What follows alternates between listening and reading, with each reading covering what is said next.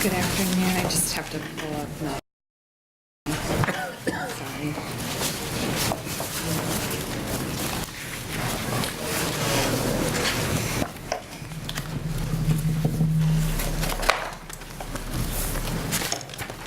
Apologies. I was in executive session before running down here. And my computer's not working. So I'm going to read this very small print. There we go. Good afternoon, Chairman Groney and members of the Education Committee. My name is Michaela Cavanaugh, M-A-C-H-A-E-L-A-C-A-V-A-N-A-U-G-H, and I have the privilege of representing District 6 in West Central Omaha. I am here today to introduce LB702, the Nebraska Campus Safety Act. This bill seeks to put into state statute federal laws that provide a reporting mechanism and accommodations for universities and post-secondary educational institutions to explain how they handle campus sexual assault. This is a difficult topic and one that we've seen a lot in the national news. The Omaha World Herald reported that across all of our state universities' 4 main campuses, Nebraska averages about 18 assaults a year. They may seem relatively low until you remember that according to the Department of Justice, 90% of survivors do not report. So, I bring this bill to you today so that we can make sure that we have language in our state statute protecting our students, requiring training for incoming students, consent and training for incoming students over consent, drugs and alcohol, and reporting options and resources to information, trauma-informed responses for training for Title IX and campus safety officers, bystander intervention training and programs, online and anonymous reporting for survivors concerned about reprisal attacks, uniformed information and definitions for consent, and the different kinds of campus sexual and dating violence. I would like you to consider that the prevalence of false reporting is low, between 2 and 10%, and that is why this bill would seem to be skewed towards perhaps supporting the victim more than the accused. Currently, the most post-secondary institutions do not take into consideration the impact of how they're handling their situations, how it impacts the victim. And while I agree with our justice system's approach of innocent until proven guilty, it still is really important for our university systems, our post-secondary institutions, to be putting the well-being of their students who are likely victims of sexual assault, sexual violence, to put their needs at the forefront, not to disregard the needs of the accused, who is also most likely a student, but to not put their needs ahead of the student that is the assumed victim in the situation. So we have several testifiers here today, and I appreciate that the committee is here to listen and ask them questions as needed, and I appreciate your time and care with this very delicate situation, and I'm happy to take any questions that you might have. Any questions, Senator Pawlowski? Thank you, Mr. Chairman. Thank you, Senator. I appreciate it very much on this topic. How many, in your knowledge of colleges and universities throughout the state at every level, how many are lacking in the script of having something like this before them in their rules and regulations as far as campus? So, as far as my knowledge goes, they all have something in their regulations. And I did work with the University of Nebraska system, the state colleges, and the community colleges on this bill, which I believe you should all have an amendment to. The green copy, there should be a white copy. I'm not sure if it's been distributed, or do I have it? Okay, if you don't have it, I'll get a copy for you. So I worked with all of them on it. They do, and it is informed by policies that they currently have. And we just got the new amendment done yesterday, so there is a potential that there'll be continuing conversation about this, and I'm sure we'll hear from them this afternoon as well. This wasn't intended to be a punishment for the universities or the colleges or the community colleges, but more to just bring everybody onto the same page that how we as a state expect these sorts of situations to be handled by those institutions. I hope that helps. I'm assuming they're on different pages right now because. Well, they have different- varying degrees, yeah. Okay. And this might be a little bit further than some of them currently go.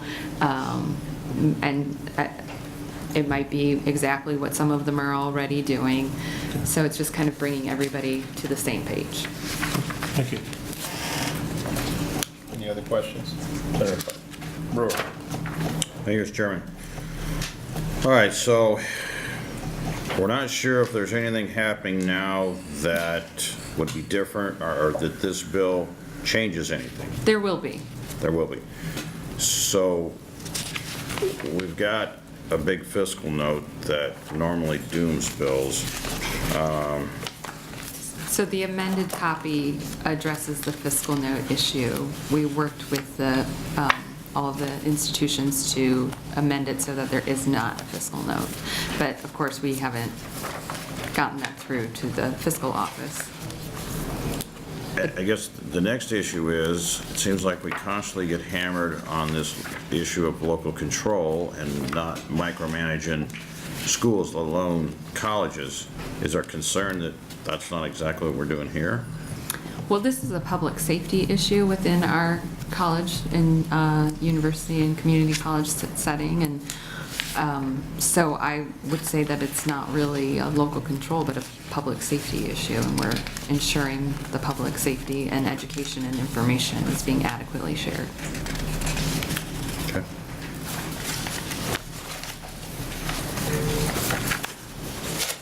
Have you worked with the universities and the colleges on this?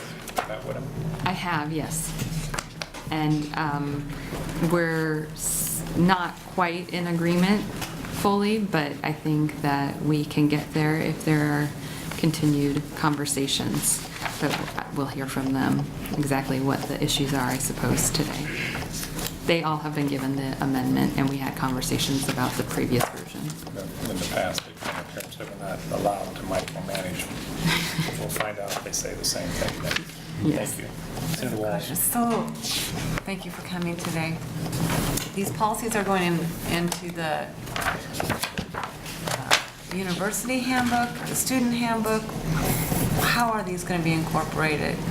So, and I'm sorry, I'm not 100% on the latest version. I was more familiar with the first version, but the policies will be implemented by the university, and there's various parts will be, or the university, state colleges, and community colleges, dependent on what part of the policy you're talking about. It would be part of the student handbook or orientation or online materials that are available. So there's a lot of different parts to it, so they'll reside in different locations depending. Okay. But it will be a institution policy, ideally. Okay. But where would this fit under our statutes? So it is under, Title well, it's 9? under Title IX, but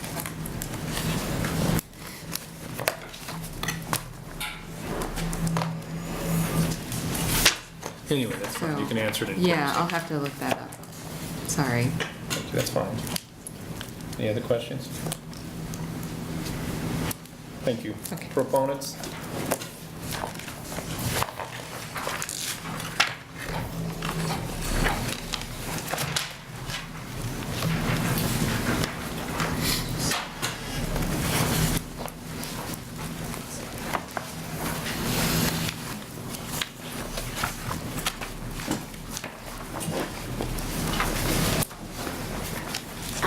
Good afternoon, Senators. My name is Billie Douglas, B-I-L-L-I-E, excuse me real quick, D-O-U-G-L-A-S-S, and I am in favor of LB702.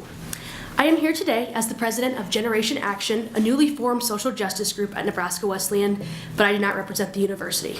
As some of you might remember me from last week, when I spoke on behalf of LB534, I have a passion for campus safety and student awareness. I am back here today to speak on behalf of not only myself, but also for my group of organized, passionate students. We wish we could tell you that we feel safe every single day on our campus. We wish we could tell you that we each knew all the steps to obtain a protective order. We want to tell you that Nebraska Wesleyan is perfect and that there's no need to be scared. However, we can't tell you these things because we know all too well the dangers that still exist not only on campus, but off campus as well. Nebraska Wesleyan is small and surrounded by a residential area. On a bad parking day, which is almost every day for Wesleyan, you could be right in front of an apartment building or a home on a public street. If a student was to be attacked by a fellow student or faculty member, it wouldn't constitute as being on campus, even though Ackley Hall is just a couple blocks away, clearly in view. LB702 would give students and faculty the ability and peace of mind to address these dangers in a way that the survivor can always feel heard, helped, and supported through one of the most difficult procedures they may have to go through in their lifetime. LB702 can also give the victim the power to turn down assistance if they so incline.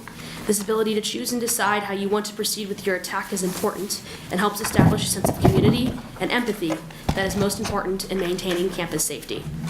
Nebraska Wesleyan is a small, tight-knit community, but it is far from perfect. As I addressed last week, despite our size, the awareness of resources is limited. Students on campus are still confused as to who can provide them protection and assistance during a time of crisis.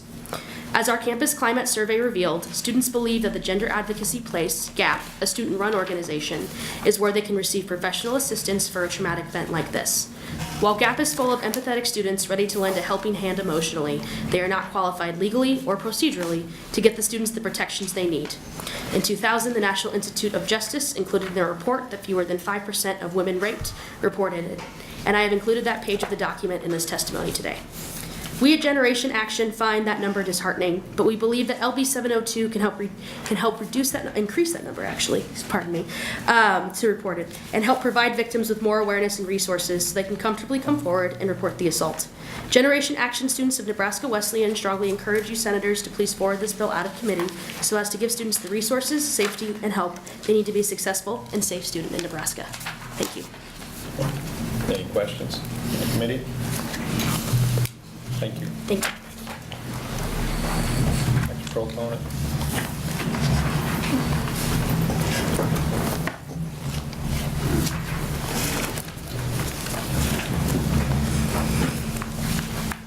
Hello, Chairperson Groney and members of the Education Committee. My name is Kenna Barnes, that's Kenna Barnes, and I'm from Omaha, District 8. I'm here to testify in support of LB 702 to enact the Campus Safety Act in Nebraska. I'm a graduate student at the University of Nebraska, Omaha, and a student researcher. Last year, as a part of my senior capstone project, I surveyed resident assistants from campus dorms via an anonymous survey tool about their views on campus sexual assault policies. After reviewing the surveys, it became clear that this population is in need of more hands-on trainings, with 5 out of the 15 respondents indicating that they wanted more extensive training. These results were surprising on many levels, specifically when it came to policy perception and knowing how to handle these incidents, as well as the perceived issue of sexual harassment on campus. Of those who surveyed, 43% of them believed their sexual assault training was only moderately useful. 4 people reported that they had someone report sexual assault to them, and of the 4, only 2 reported the assault, even though they all knew who to report to. Many resident assistants felt that they personally would participate in bystander intervention, but indicated that they did not feel supported by UNO policy. A third of participants reported not likely at all, and over half said it was only slightly likely when asked if they believed the university would take steps to protect the person making the report from retaliation. They also reported harassment as the #1 issue at UNO, with stalking close behind. After reviewing the annual campus security and fire report for UNO, Forcible sex offenses on campus doubled and stalking tripled from 2015 to 2016. Domestic violence on campus doubled from 2016 to 2017. Furthermore, domestic violence in housing increased 5 times in that same year, while stalking tripled on public property and doubled in housing between 2016 and 2017. According to the National Sexual Violence Resource Center, more than 90% of sexual assaults are not reported to law enforcement. So imagine if I would have had the data from every resident assistant and every single sexually violent incident on the university campus. Why, with all of these increases and the supporting data, are we not improving our standards and training? Why aren't we listening to not only survivors, but the young people on the front lines who are asking for more? The current policies in place are dangerous for too many people on campus and need intense reevaluation. Education Committee, it is your job to protect the students on campus and foster a safe learning environment. You tell me, would you feel safe after doing the survey? Thank you, and I'm ready for any questions. Any questions? Senator Brewer? Well, I mean, the obvious issue here is there needs to be some people terminated at the University of Nebraska if these numbers are accurate. I mean, this has been reflected in news articles. I mean, this is appalling. So, I mean, I'm anxious to hear the University of Nebraska explain why these numbers can exist. So, thank you for sharing this. You're welcome. Yeah, it's almost like a statistical aberration. How can it double in 1 year? What factor could? Unfortunately, that's not reported. So all it says mean is, not reported? so like all it says is that it doubled in numbers. So it was like 3 people had been, which one are you referring to specifically? Just any of them? I think after reviewing the annual campus security and fire report for UNO, forcible sex offenses on campus doubled and stalking tripled. Right. Domestic violence on campus doubled again in 16-17. Are more victims more willing to step forward? And that could be true. That could be reflective Because their of that. policies are good. Perhaps. And they've given the students the encouragement to report. Perhaps, yes. Not that the overall atmosphere has changed. Right, right, and that could be true, and, you know, why not intensify those trainings as well, specifically for the resident assistants. That's where I'm coming from. The resident assistants, I think, need a lot more training. Yep. Any other questions? The next proponent. Thank you. Thank you.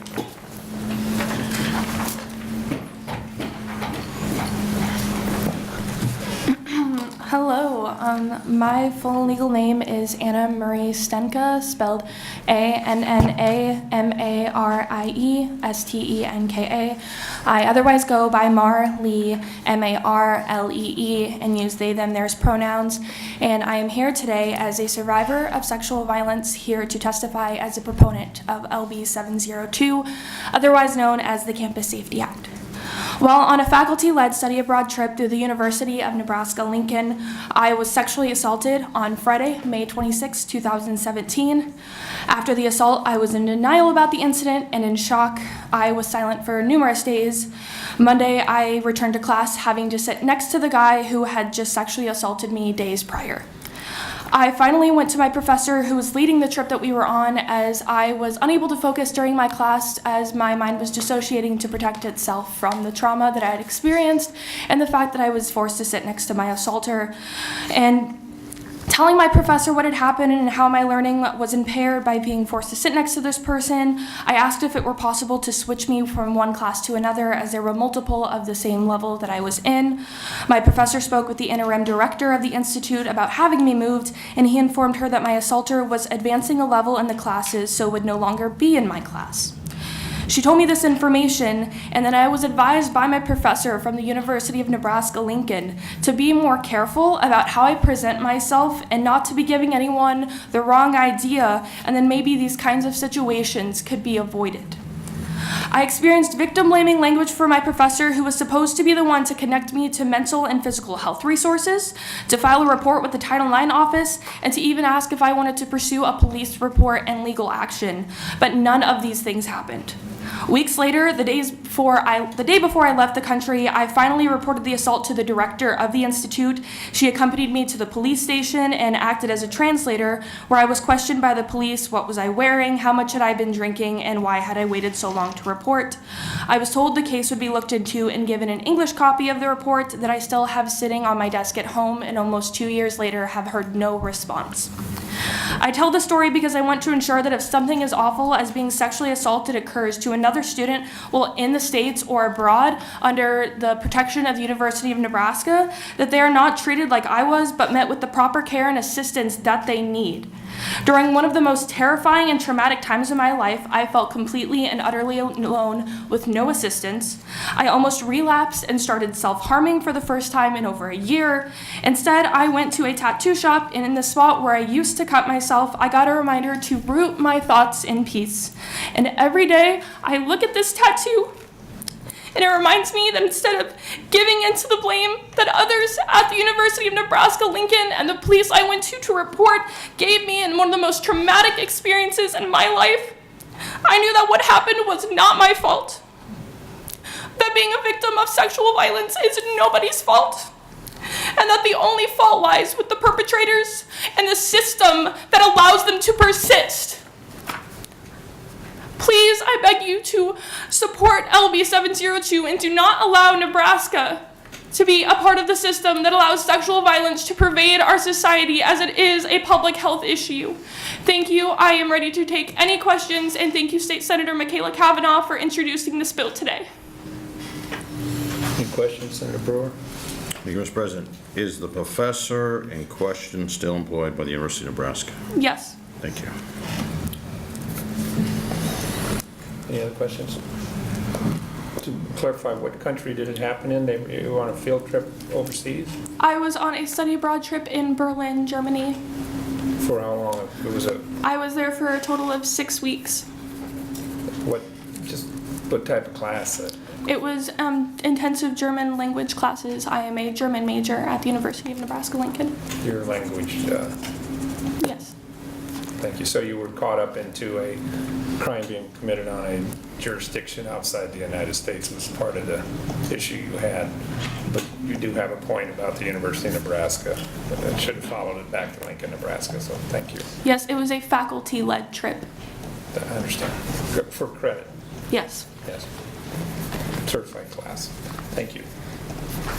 Any other questions? Thank you. Next proponent.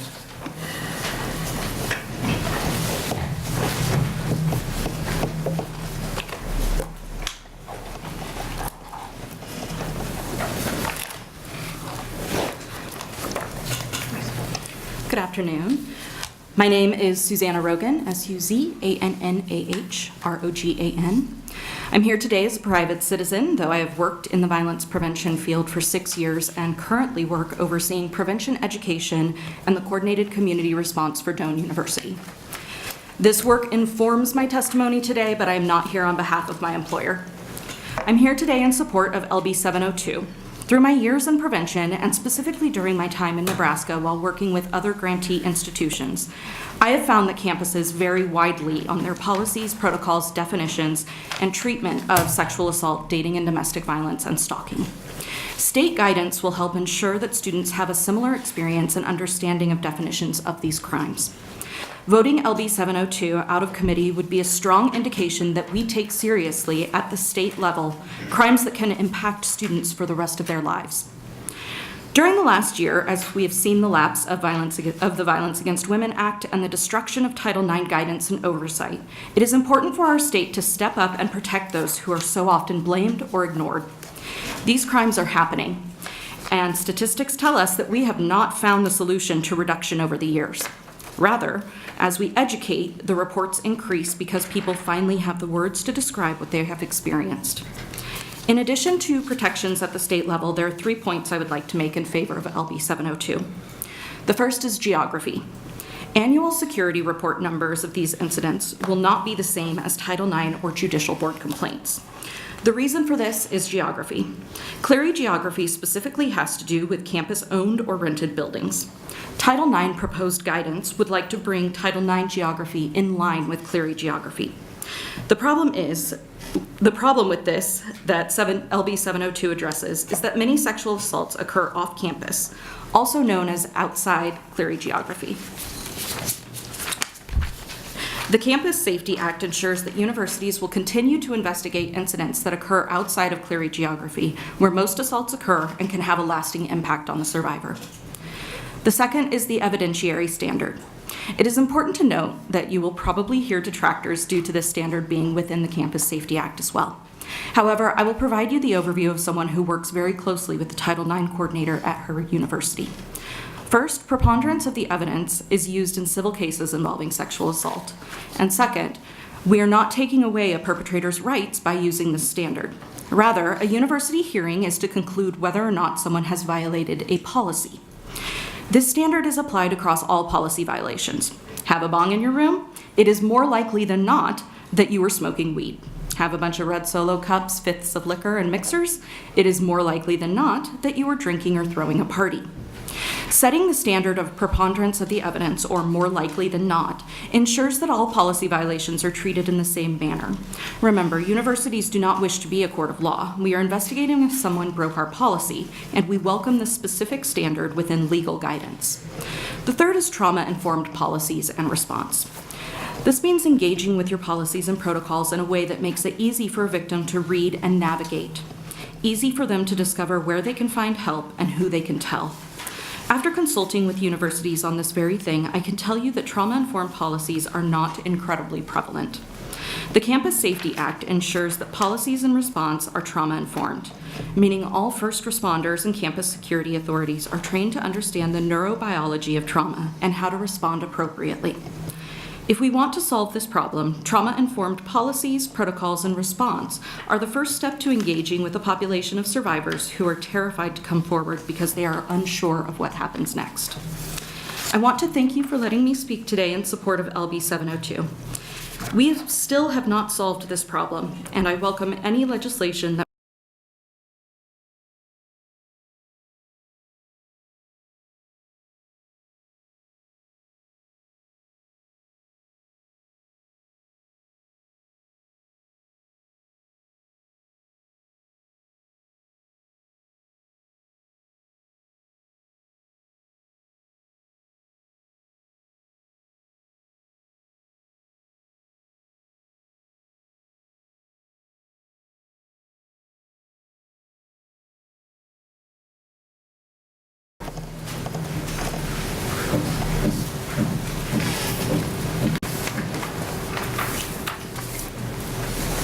Good afternoon. My name is Sydney Butler, SYDNEYBUTLER, and I am here today testifying on behalf of my best friend, Alexis Lipson. I've provided you all with a full copy of her letter, but I've condensed it down for the sake of time. My name is Alexis Lipson. I am a resident of Lincoln, Nebraska, currently serving as a Peace Corps volunteer in Ukraine. Many of the protections listed in this legislation are included in the Clery Act and Title IX. However, due to the proposed federal changes to Title IX, this legislation is vital for keeping protections in place. We must ensure sexual assault survivors maintain the protections that they deserve. In 2013, I was raped by my teammate from my cross-country team at Doane University. I did not report initially for a myriad of reasons, but of most importance to this bill was the fact that I had had consensual sex with this individual prior to the rape. On page 6, lines 28 through 30 of LB702 would make this information irrelevant to the reporting process. This singular protection would have removed so much shame for me in the reporting process. Prior consent is not permanent consent, and our laws need to reflect this. I chose to avoid the team for a year, but finally decided I wanted to continue doing what I loved. I wanted to run with the cross-country team again. Before I could do that, however, I needed to ask one thing of my coach: to prohibit my rapist from continuing to assist the team during practices. I scheduled a meeting with my coach and expressed that my rapist had done something inexcusable how I was prepared to contact the police if my rapist contacted me again, and how all I wanted was for him to not be present at practices. Instead of referring me to our safety office or suggesting any other solution, this coach told me, "I don't want to know the specifics," and shook my hand, telling me he would check in with my rapist and see what his plans were for next season. I did not attempt to report this incident again until 2016, a year and a half after I graduated. A former professor reached out when I had posted about the incident in a blog and said they would be willing to help me report if I chose to do so. My experience pushed me into activism because others should never be faced with the situation I was in. There should be no shame around reporting, no matter how many times a victim has consented to sex before they were assaulted. There should be well-trained staff members who know to refer a student on when they report that they have been assaulted.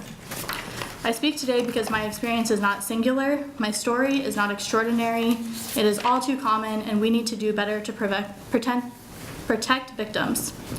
Thank you for the opportunity to share my experience, and I hope the members of this committee will choose to advance LB702. Thank you. Any questions from the committee? Thank you. Thank you. Next proponent.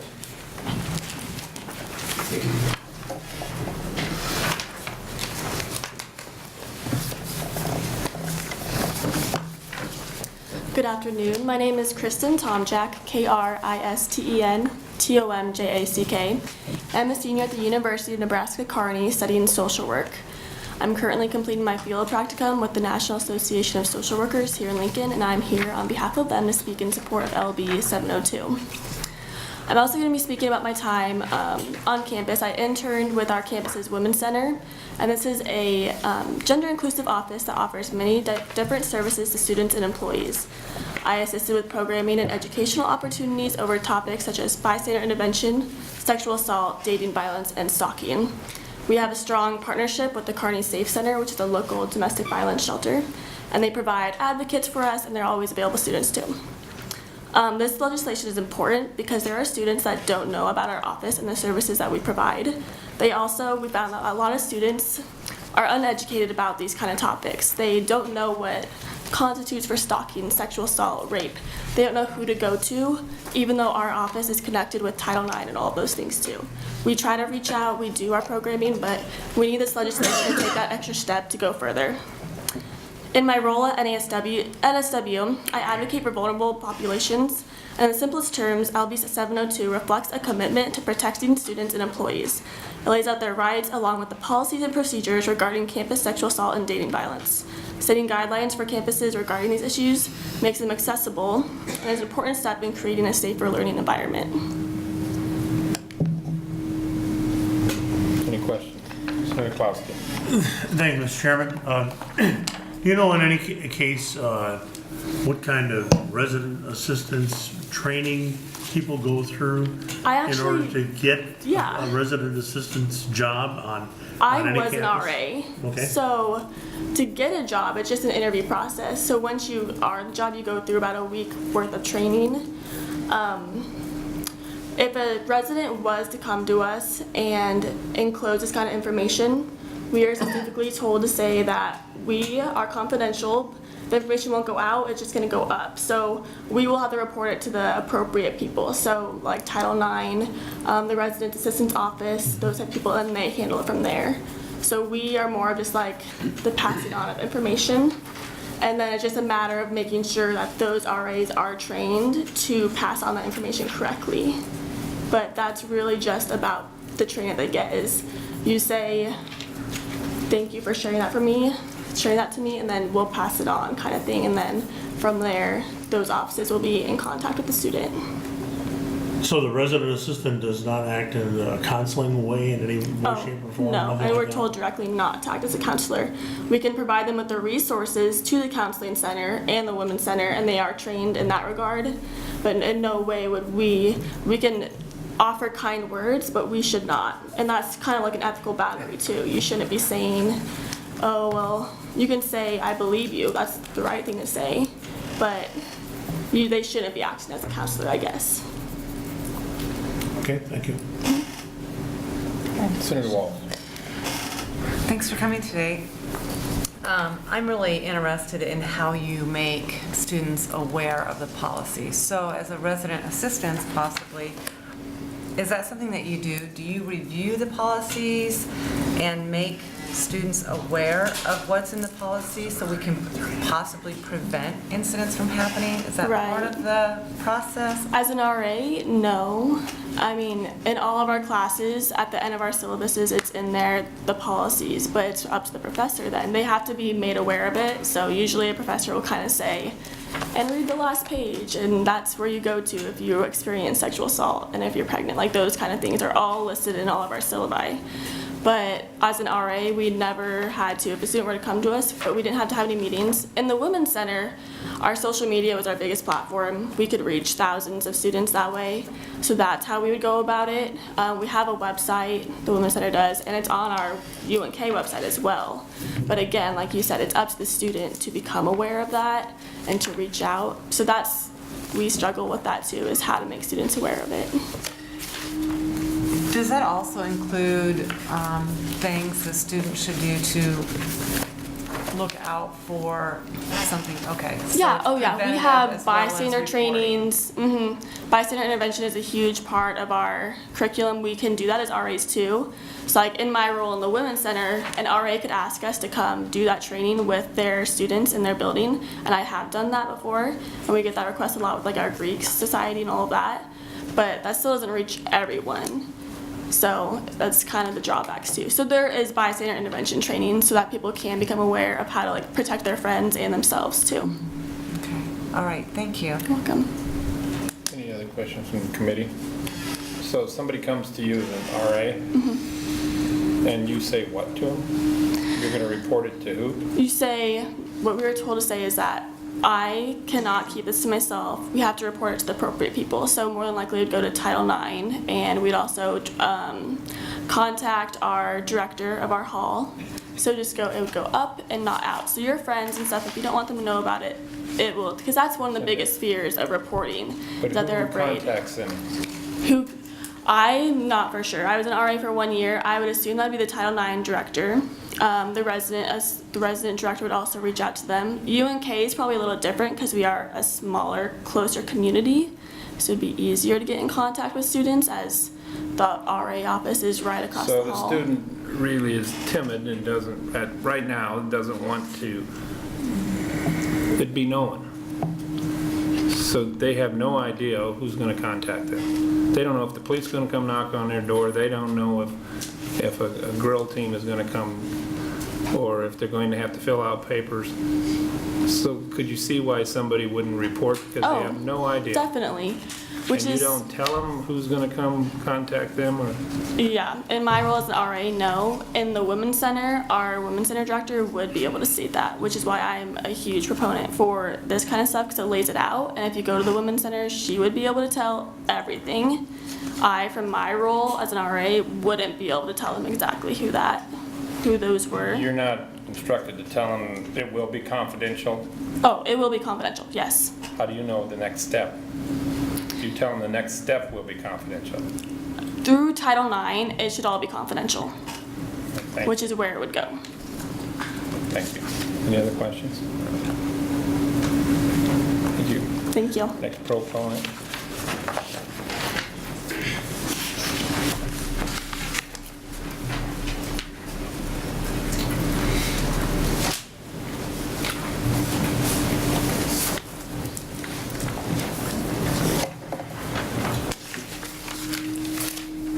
Dear Chairperson Groney and member of the Education Committee, my name is Kendra Bryant, Kendrabryant,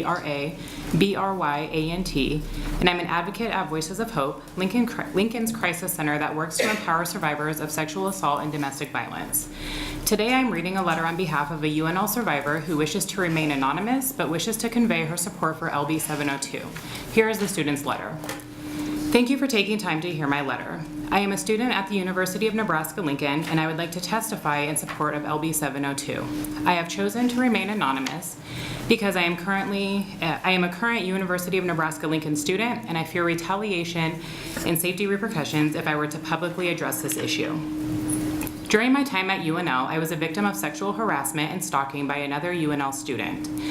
I would like to use my experiences to highlight why I strongly support LB702. Upon reporting the stalking and harassment to a university Title IX investigator, I was given no documentation detailing my rights.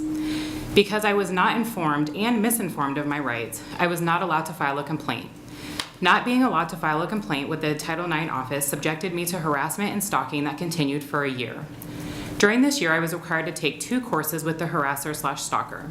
Having been fully informed of my rights and being able to file a complaint when I first approached the Title IX office could have prevented continued trauma associated with the harassment/stalking and the hostile learning environment it created.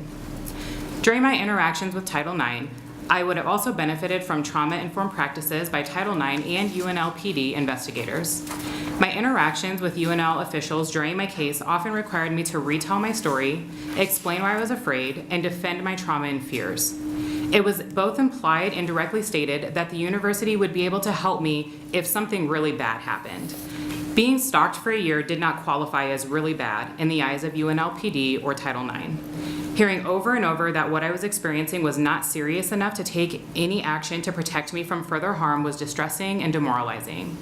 Furthering the trauma associated with this process, I was also prevented from being accompanied by a support person during the Title IX interviews. In addition to the cold and callous faces encountered in the Title IX office, the process itself was convoluted, confusing, and hard to navigate as an untrained student. As most students, I am not and should not be expected to be well-versed in the working of a Title IX investigation. I relied on getting clear and accurate information from the investigators. This was not provided to me during my complaint. My requests for documentation were denied, and my questions about the complaint process were frequently given different answers.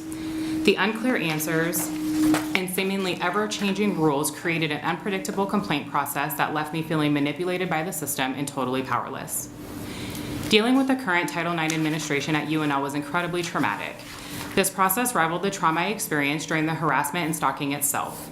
Although it will likely be traumatic to undergo any investigation process, if LB702 was followed, survivors would be able to have a support person present and would be able to interact with trauma-trained investigators. This could potentially minimize the traumatization experienced by the survivor. I also support this bill because it would require universities to continue investigating off-campus events. My stalking and harassment occurred entirely through cyberspace. If the university was no longer investigating off-campus events, I would likely not have been able to file a report. In conclusion, I would like to reiterate my support for LB702 based on its requirements that universities create and distribute clear complaint process guides and complainants' rights documents, the requirement for trauma-informed training for those interacting with survivors, and the ability for universities to investigate off-campus events, among other important regulations proposed in the bill. Thank you for your time.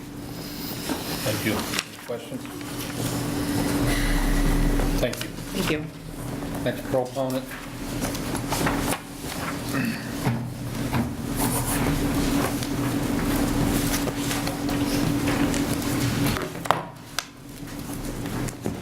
My name is Angie Lauritsen, ANGIELAURITSEN, and I apologize for reading from my phone. I was at another event here in Lincoln and knew that it was important that I come over here and attend this hearing and read the letter that has already been submitted on behalf of Survivors Rising.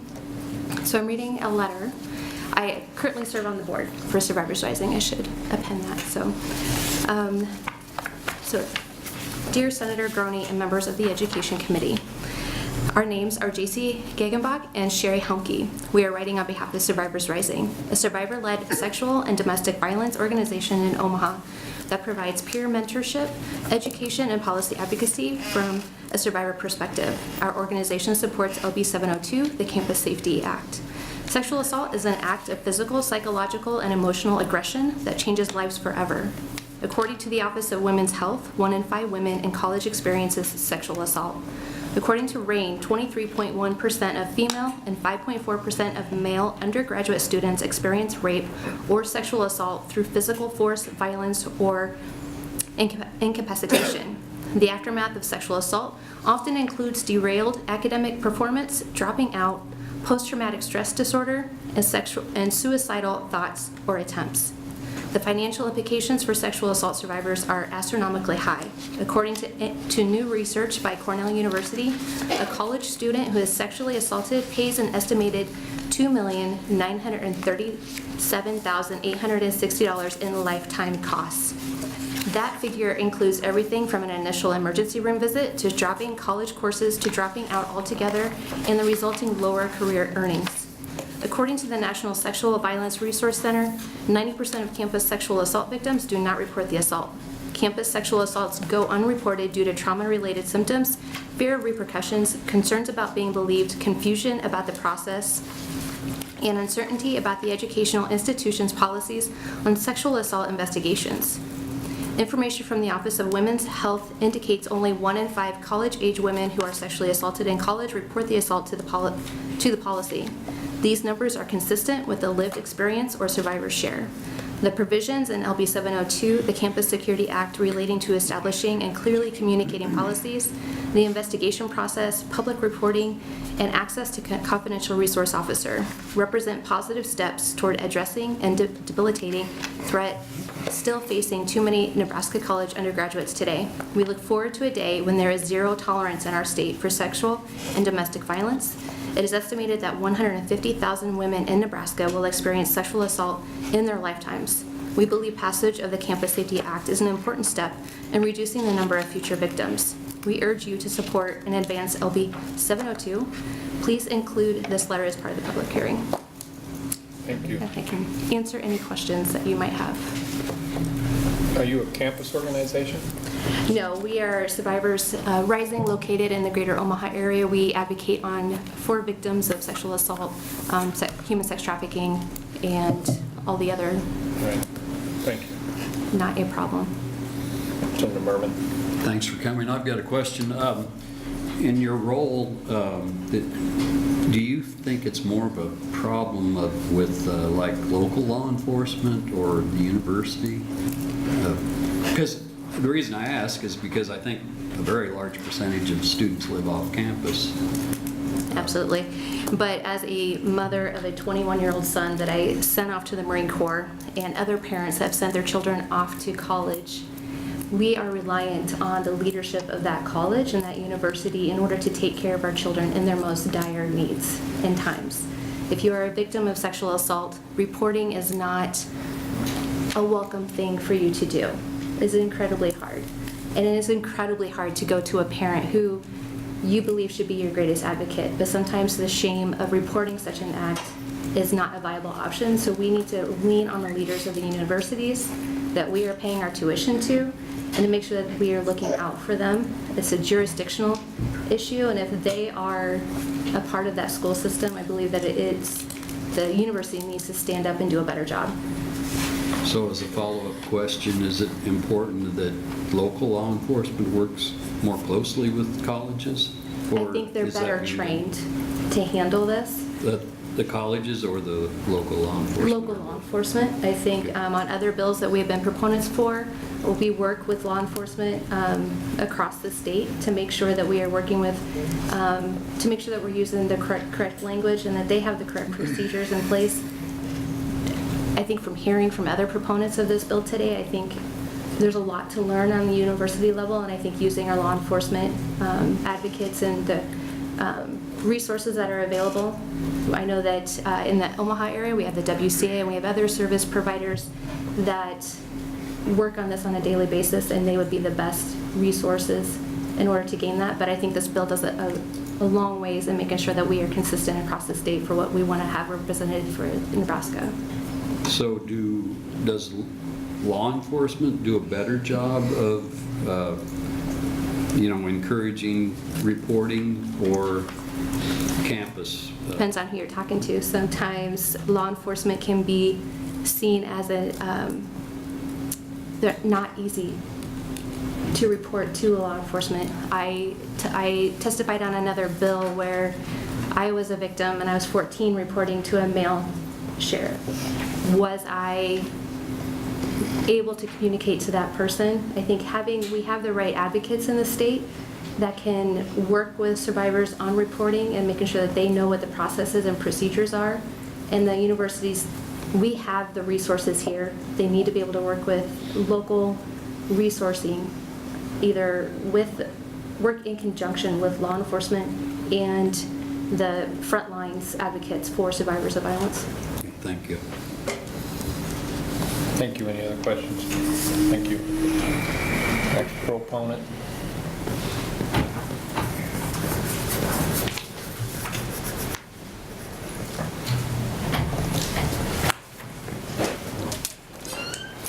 Good afternoon, Senator Groney and members of the committee. My name is Kristen McTaggart.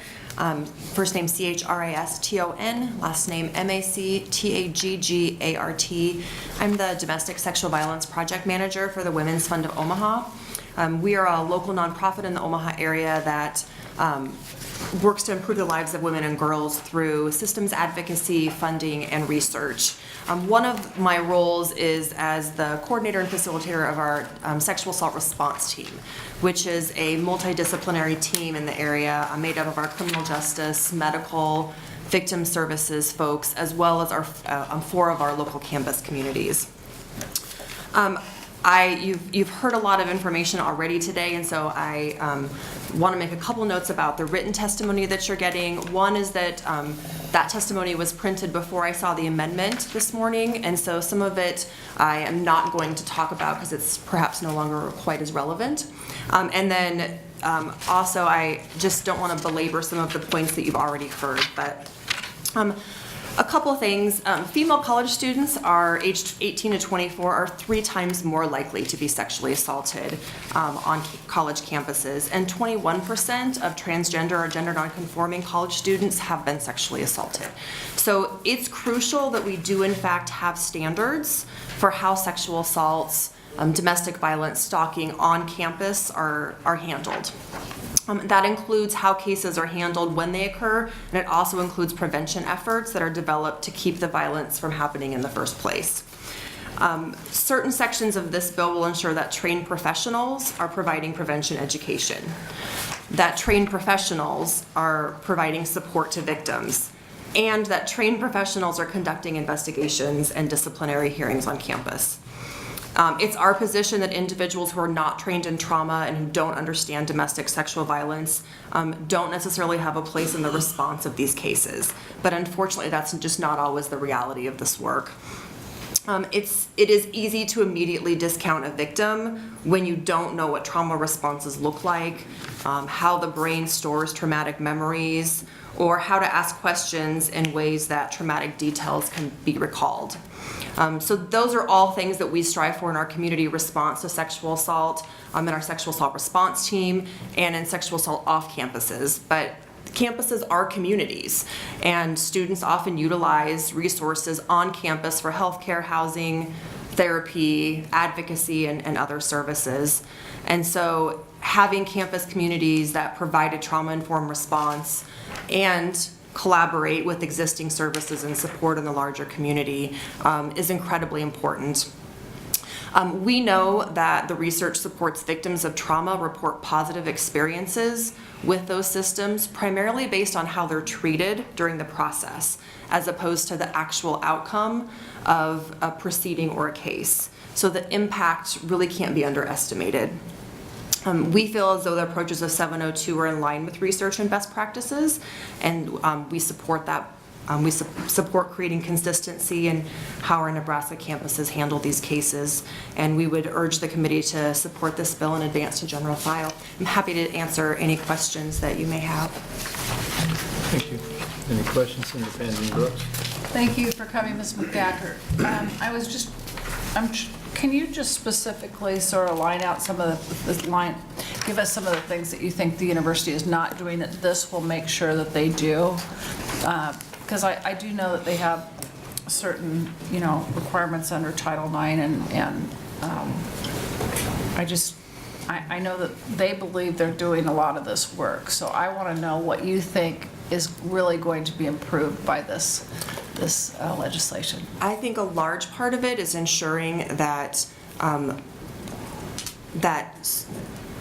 both students and staff have access to the information.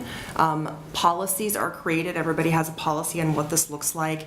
And also the people that are involved in responding to these on campus are trained, that they understand that they're coming from a trauma-informed place, that they understand the dynamics around dating violence, sexual violence, and that and are really in line with what best practices say the approach to those sort of situations should be. I also think a really important thing the bill does is it outlines parameters for prevention efforts happening on campus as well. I think that we can never end sexual and domestic violence unless we try to start preventing it in the first place. So I think that having a dual approach is really important. And then I think that the focus on collaboration between on-campus entities and off-campus entities is also really important. There may be students that aren't comfortable going to someone on campus, or vice versa. And so making sure that they know what the resources are, and that we have, I mean, someone mentioned law enforcement, that we have law enforcement off campus working together with law enforcement on campus, victim services that are working together.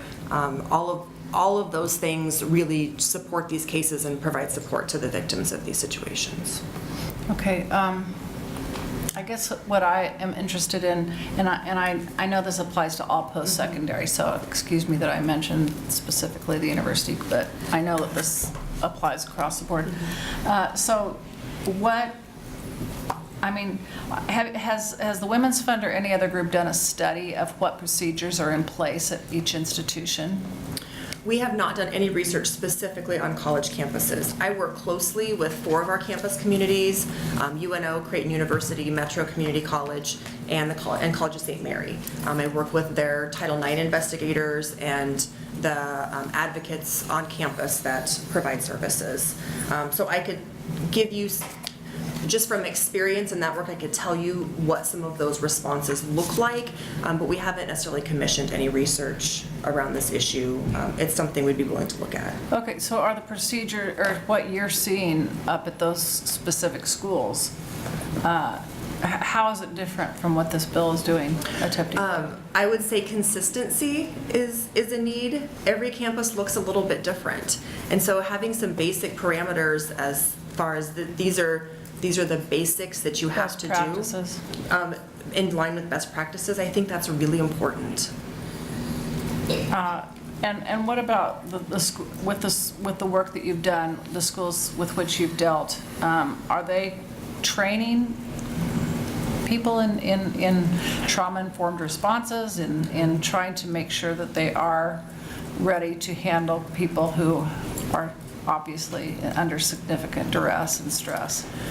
I think they're I would say, again, it falls back on consistency. They're in a lot of different places.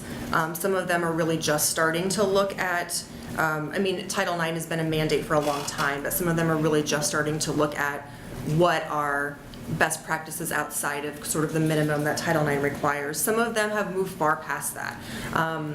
Creighton University, for example, I mean, they've had 2 on-staff advocates on campus that are confidential for quite some time. They're funded by the university, and they do really amazing work. They work both with campus, their Title IX coordinator on campus, campus security, as well as law enforcement off campus know them quite well. So again, I think that's one example. There's others in the middle, and then there's also, I think, campus communities that are really just starting to, like I mentioned, look at kind of moving the needle forward.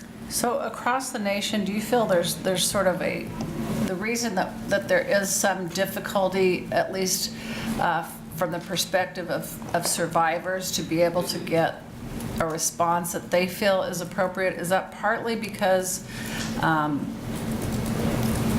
various post-secondary schools may feel that it's a blight on their image if they respond in a way that brings more than the survivor in? What do you think is happening here? I mean, I think potentially nobody wants to be seen as a campus where many sexual assaults happen. I think unless you do this work, it's hard to know.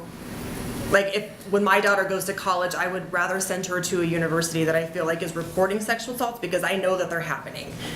So I think the other thing is, one of the things I see is that, you know, some of this information is taxing for universities and colleges, and it does require a number of different people on campus sometimes to be involved. And so I think what do those individuals, how have we as a state and as campus communities prepared them to know what they're looking at? I mean, I mentioned it's easy to discount victims if you don't know what trauma looks like. And so I think sometimes we see that victims potentially are seen as lying. Sometimes we see them sort of get written off as crazy, or that they just don't care anymore, or they must have made this up, whatever the case may be. And I don't want to discount that never happens, but I would say it's pretty rare. I think all the national data and our local data tells us that. And then I would say that that always sort of signals to me that we don't know what trauma looks like sometimes. And so I think that training piece, at least from what I've seen, is one of the really important pieces for anyone on campus that is touching these cases. Thank you. Representative Brewer.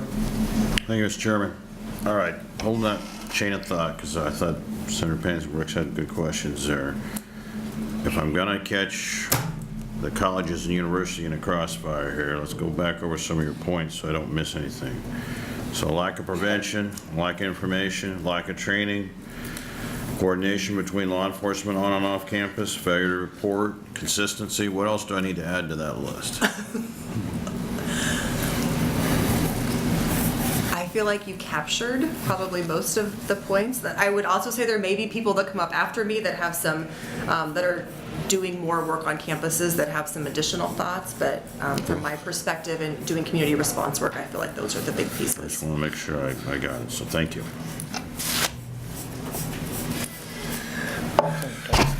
Thank you, Mr. Chairman. I had the opportunity to be 3.5 years as a resident assistant when I was in college, and there's not much that I didn't see as far as the experiences that you have with a range of people over all those years.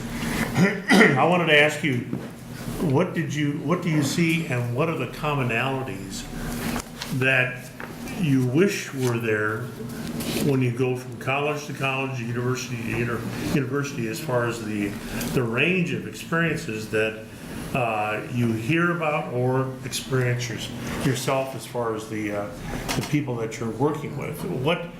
What will a bill like this do? Is it on the right track? Is it doing the right thing? Or is it just another one of those pieces of paper that you tack to the wall and pull it off when you need it and you go your way?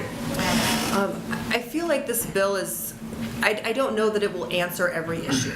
I'll be honest about that. I feel like it's a really good start. I know that there's some federal Title IX changes coming as well. And so I think there are probably some challenges in what Nebraska can do locally as far as consistency until we know what those federal changes are going to be for campuses. So I think that I think this bill takes that, the amended version really takes that into consideration. And so I would say, from what I've seen in our community, the cases that seem to go well and that survivors seem to report the best outcomes with are situations where, when they disclose to someone, they are immediately provided an advocate that helps walk them through the process. So then that process, they have options about if they report on campus, if they report to law enforcement, if they do both, what that process looks like for each of them. And then somebody that just walks alongside them through the process so that they have ongoing support, continued access to services that they need. For me, I think that's probably the biggest consistency piece and the biggest piece that I think this bill has an impact on. What are the limits of acceptability go as far as the use of alcohol on campus and drugs in the same way, where it leads to students doing the things that we're talking about here? Well, I mean, I think that a lot of people doing this work would identify that there are many times where alcohol or drugs is a factor in those situations. And I know from a law enforcement and prosecution standpoint, it can make those situations hard. I also know, though, that there's a lot of training that happens around, you know, look, this is a factor many times. And in fact, I mean, if perpetrators of sexual violence will use alcohol as a way to prohibit a victim from being able to consent. If someone is incapacitated, if someone is passed out, then it makes sexual assault much easier. So I think we see that used as a tool in a lot of sexual assaults, but it's definitely a factor. I mean, we definitely see that all the time. It makes the cases challenging. We've brought in some training for our law enforcement, for our advocates, other folks to help talk about what the limitations are, but what you can do. And I think having someone who understands what trauma looks like, how to ask questions in ways that allows the brain to recall memories and things like that, that helps as well. There are just so many variables. Thank you. There are, yeah, it's complicated. Senator Panzin Brooks, I didn't know if Senator Sorry. Kosky was done or not. Okay, just have to jump in because I can't help it, but, you know, I do have a bill on consent and tightening it up, and really, this is the whole problem because sexual assault and domestic violence are the only crimes where we turn the lens on the victim to see what that person was or wasn't wearing. Somebody who's mugged isn't asked, well, what were you wearing? You look a little provocatively rich. And so this discussion of the fact that a person has to, right now under Nebraska law, has to say no, and if you've been given drugs or something that makes it so that you are unable to say no, just this whole discussion of alcohol and what's going on and how we have to say no, because basically we are always acquiescing to sex otherwise unless we say no. So I will stand up loud and clear and say we have the totally inappropriate standard. I believe that the university has changed that standard, but anyway, this, again, we have to understand that consent is what should be given. And if somebody says, well, I don't know, you know, what am I supposed to get a notarized note for acceptance? Yeah, if you aren't clear on whether or not somebody's consenting to have sex with you, then you better get that notarized statement or you will be guilty. So there, I couldn't avoid jumping in finally. Thank you. Senator Bruni. I don't know how to say this, but isn't the problem that in our court system you're either guilty or innocent? Correct. And in sexual assault, it's he, she said, he said. Normally, there's no witnesses unless they go immediately to the police and there's tests run. There's no evidence. It's he said, she said. And then when the victim is absolutely correct and the police say, you don't have grounds for charges, society says he's innocent. What does that say about the victim? Isn't that one of the biggest reasons they don't come forward? Because in our society says you're either, there's no maybe, there's innocent or guilty.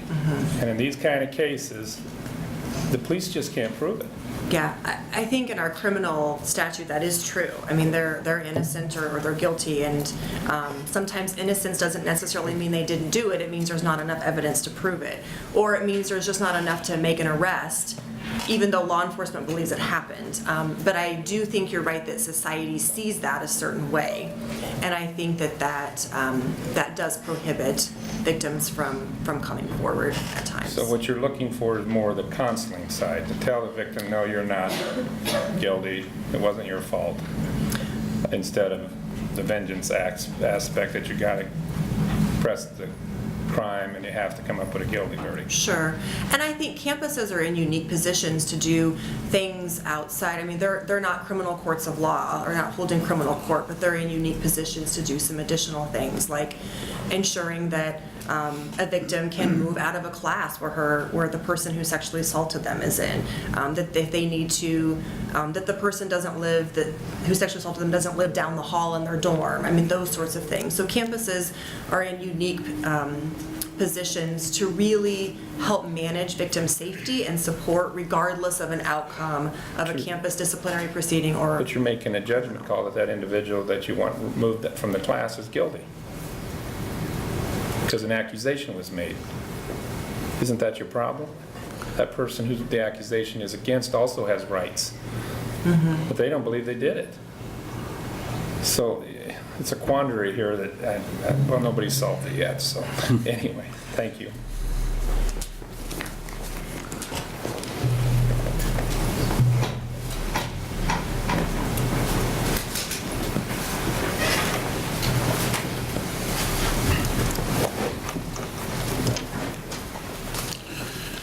Your proponent.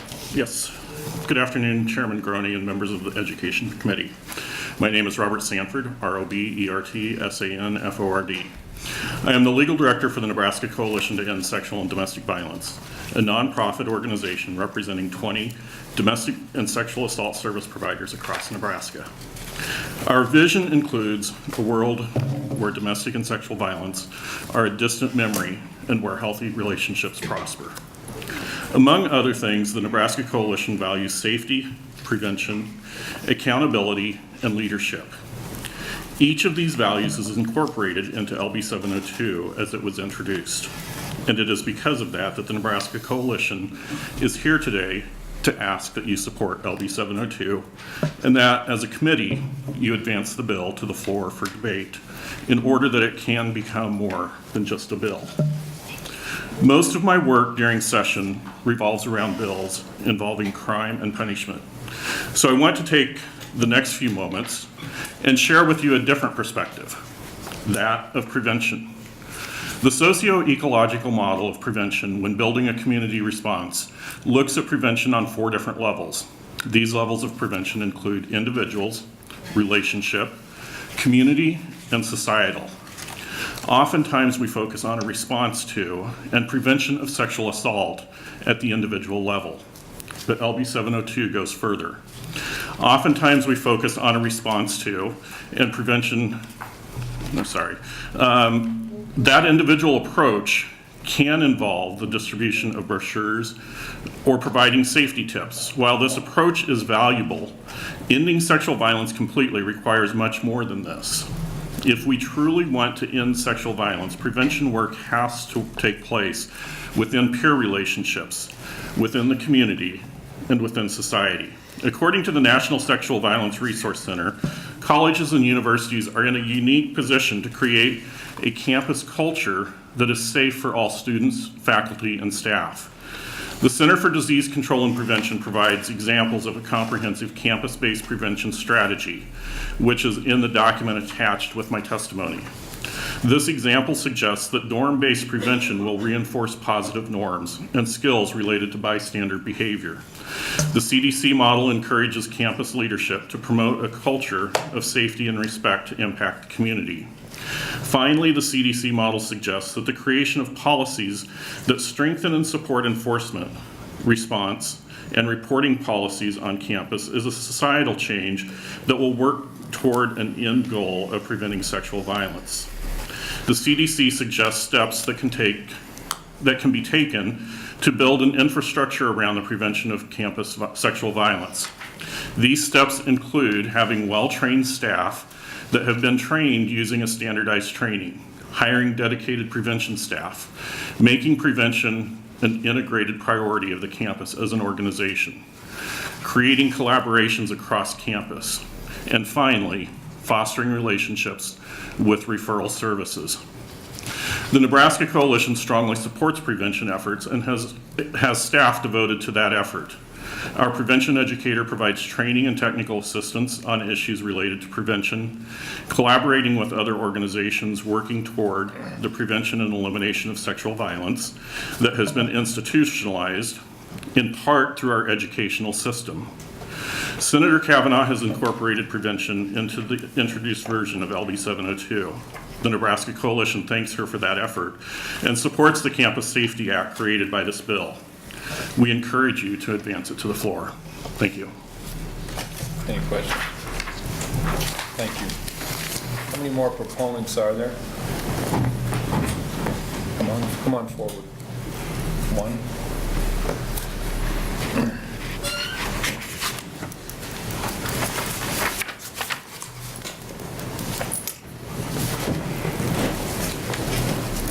Good afternoon, Chairperson Groney and the members of the Education Committee. My name is Marcy Metzger, M-A-R-C-E-E-M-E-T-Z-G-E-R, and I'm the Executive Director of Voices of Hope, which is here in Lincoln, and I'm here to testify regarding LB702, the Campus Safety Act. I'm passing a letter to you. I'm cutting pieces of this out because a lot of things have already been presented in other testimony, but I'll proceed. Voices of Hope provides services to empower those who have experienced relationship violence, sexual assault, and related forms of abuse. For the past 45 years, our agency has provided confidential, 24 hours a day, crisis intervention and advocacy to survivors of these crimes as well as their family members in Lincoln and Lancaster County. Our agency started as the Rape Crisis Line in 1995, a direct result of survivors coming together to address rape at the university campus. We've continued to work with the University of Nebraska-Lincoln, as well as having specific relationships with Nebraska Wesleyan University, Southeast Community College, Doane University, and Union College. These campuses are all in Lincoln, but we are a part of a state coalition that has programs covering all of the Nebraska counties. Campus rape is prevalent throughout all of Nebraska, and all of our programs provide 24-hour crisis line and advocacy response. Voices of Hope staff and I have heard thousands of stories of sexual assault from survivors of domestic violence and sexual assault throughout the years, and many of these are related to students from our local campuses. More than 50 of those, just in this last semester alone, were from campuses. There are numerous components of this bill that would make campuses safer and protect students, survivors, and we're in support of the bill in its entirety, but I'd like to focus on just a few sections. One being that survivors may report regardless of where the offense took place. According to the Department of Education proposed summary, the schools would be allowed to dismiss formal complaints if the alleged contact did not occur within the school's program or activity. This rule would allow schools to ignore all the Title IX complaints that happened outside of a school-sponsored program. This proposed rule would have detrimental consequences to 87% of college students who live off campus.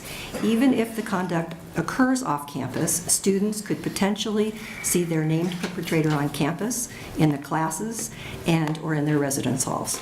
This can have a substantial impact on their academic career, retention, graduation, and grade point average. In our experience working directly with student survivors of gender-based violence, the majority of incidents occurred off campus.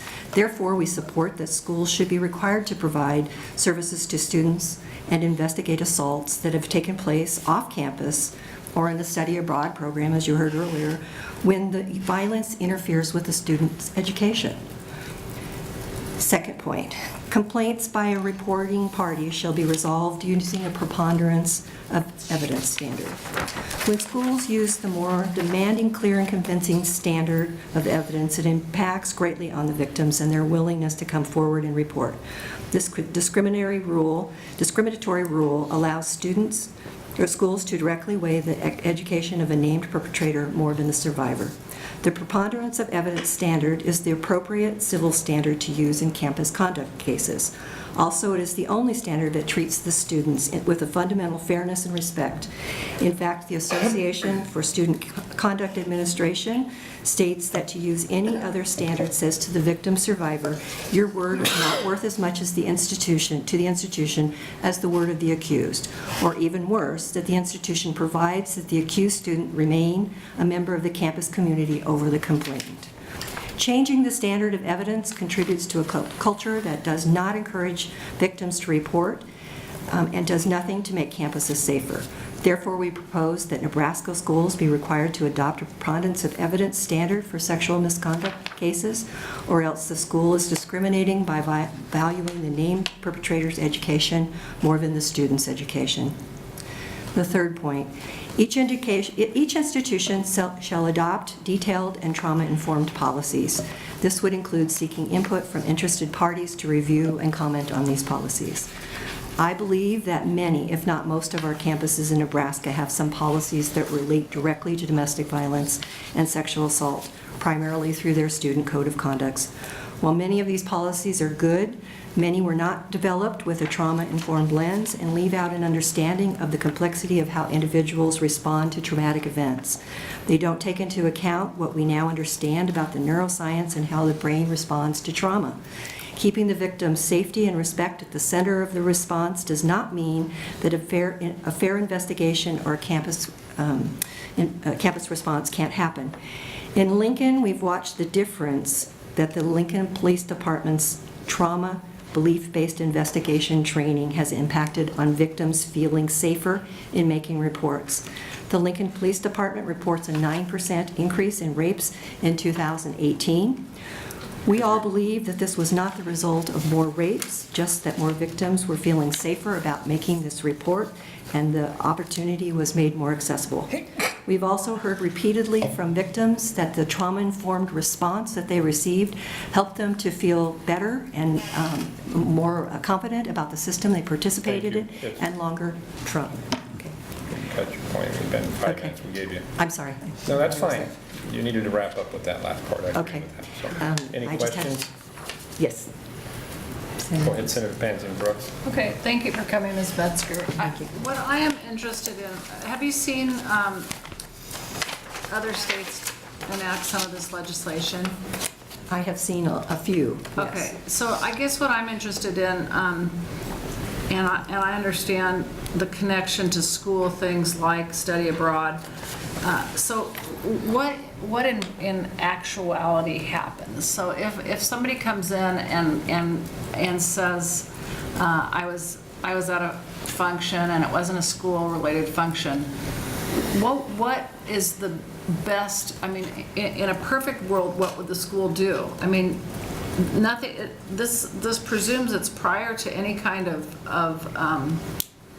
case where somebody's found guilty or anything like that. We're talking about during the time. So what are you supposed to do with the accused to help keep the victim safe? I think there's a lot of things that you can do, Senator Pansy Brooks. I think that those campuses that have this trauma-informed policies that are very transparent so students know what their rights are, what resources might be available. Title IX is just not about just the investigation. It's also about providing an opportunity for students to have equal access to an education, right? So when somebody reports that this happened, it's not that the campus isn't going to take it seriously. When we're talking about off-campus or a study abroad program, the individual could be with them, the individual that assaulted them, maybe a student also. Right. So when they're coming back to the campus, the ability to, if that individual knows where their room is, to change a room within the residence hall, to be able to change a class. I think somebody referred to the fact that how do you make a decision before somebody has been, a decision has been made that they've actually done this? What do you do? But I think in the meantime, you can provide some of those reliefs for an individual to stay in school, to not leave the school, to be able to continue in their classes. And many times it's that student that's reporting it that's changing sections rather than the person who actually is being accused until there's been a decision. So I think that throughout that whole process, there's a lot of ways that campuses can respond. Voices of Hope works with 5 campuses in Lincoln, and all of them respond very differently in terms of what comes forward. So when I think about what some of the things in this bill do, is that it creates both a consistency, it creates a way for students who are coming forward that they have the ability to be going through a trauma-informed response, whether that's in the residence halls or whether that's by their Title IX investigator. UNL has a police department. Many of these programs don't. They have security officers. But oftentimes they aren't trained in trauma and they aren't necessarily understanding all the options that can be provided for that student's well-being. I think that's good. It reminds me of a point where our daughter was sort of bullied in school at one point, and the response initially was, well, we can have her go to classes after the bell has rung, so it's like a punishment to her. And I said, well, that isn't fair. And they said, what do you suggest? And I said, well, if you have the teachers come out in the hall and oversee what's actually happening. So there are ways for the schools to do supportive acts, I believe, to help with the trauma-informed responses and with just making sure that the person isn't victimized again. I think that's true. And I think that this bill creates the discussion on campuses to develop policies and look at their policies through that trauma lens, through the victim-centered lens. That doesn't mean that you believe always one person over the other. When I look at what's happened with the Lincoln Police Department and their training in relationship to trauma, how that's been different. It's not that they're saying that we always believe the victim coming forward. It's saying that we have so many myths in our society that create that belief that she's going to be lying or that this is not accurate. When you think about how trauma relates and comes forward, oftentimes people don't report in a very linear way. And so not remembering details in the same way that somebody else might have observed them is part of the trauma. So helping understand that so that they can do an investigation that's more clear. Thank you. Thank you. Does anybody else have questions? Any other questions? Thank you. Thank you. Any other proponents?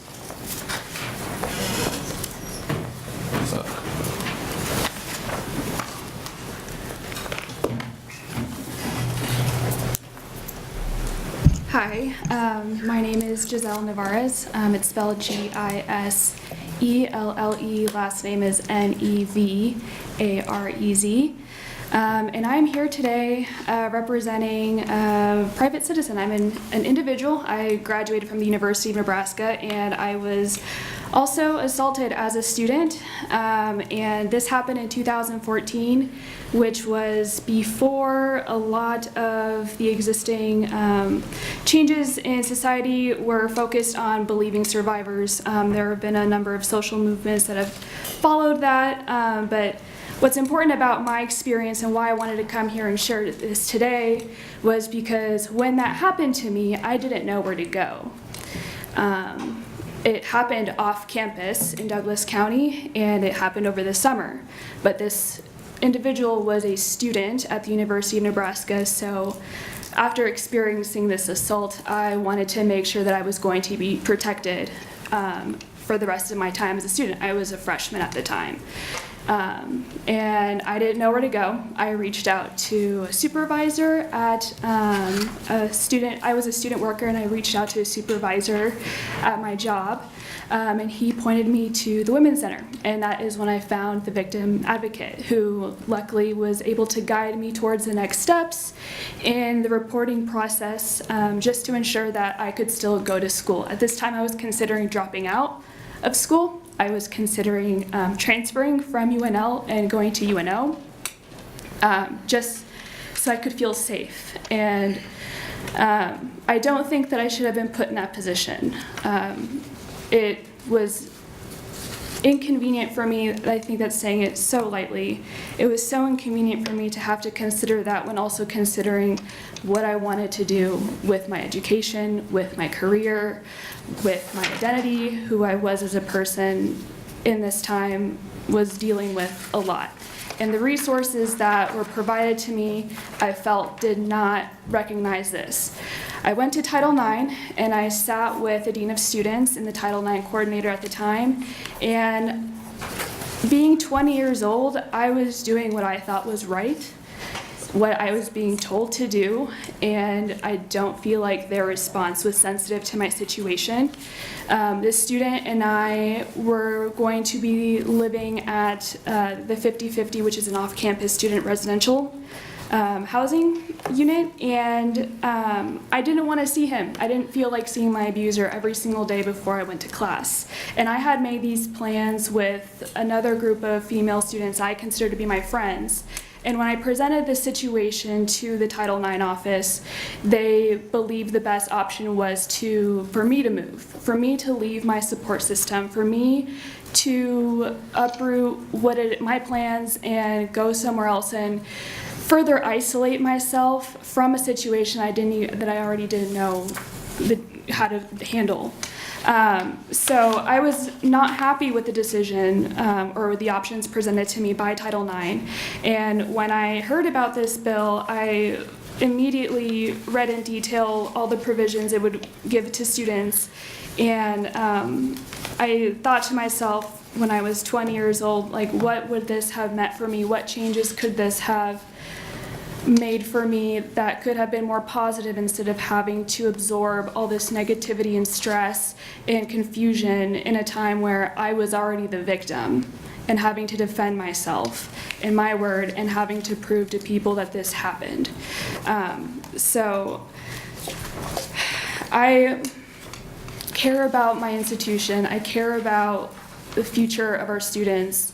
And I know that I am not unique in this situation, which is unfortunate, and I want to urge all of you to consider just what you've heard today, everyone who has spoken before me, my individual testimony, and think about how you can give this institution the resources to protect its students and how that will affect society going forward.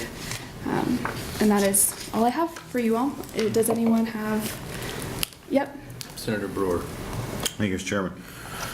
All right, so I got all the facts together, because if I go into the attack mode with someone, I'll make sure I got all my facts right here. Now, so the Title IX folks, you think were the root of the failure, or was it UNL that was someone failed to do what they needed to do to help you. Where do you think that is? I believe that they should look at these cases individually and ask the victim, what is it that you need from us? What is it that will make you feel the safest on campus? What is it that will connect you to the success that you came here for? Now, the incident happened in Douglas County. Did they have you go through like the Douglas County Sheriff's Office then to address the issue as far as the law enforcement side of it, or was it there was a law enforcement part of this? Right. Who handled that? So that was initially the attack happened in Douglas County, and Douglas County handled it. I filed a protection order through Douglas County. A no contact order was filed in Douglas County. So that was one piece of the situation. And then I was the one, I believe that a student has to report any sort of criminal, so if anything happens, you have to report it to UNL. But I wanted to make sure that I was protected, so I went forward on my own and contacted UNL, went through those channels to ensure that when I was in Lancaster County, that the same protections would cover me and that the same consequences would be in place for that person. Do you know whether the connection was made between the Lancaster County law enforcement, and again, I'm not sure who actually handled it, but the connection was made with UNL so that the two of them worked together to try and figure out? I believe they were.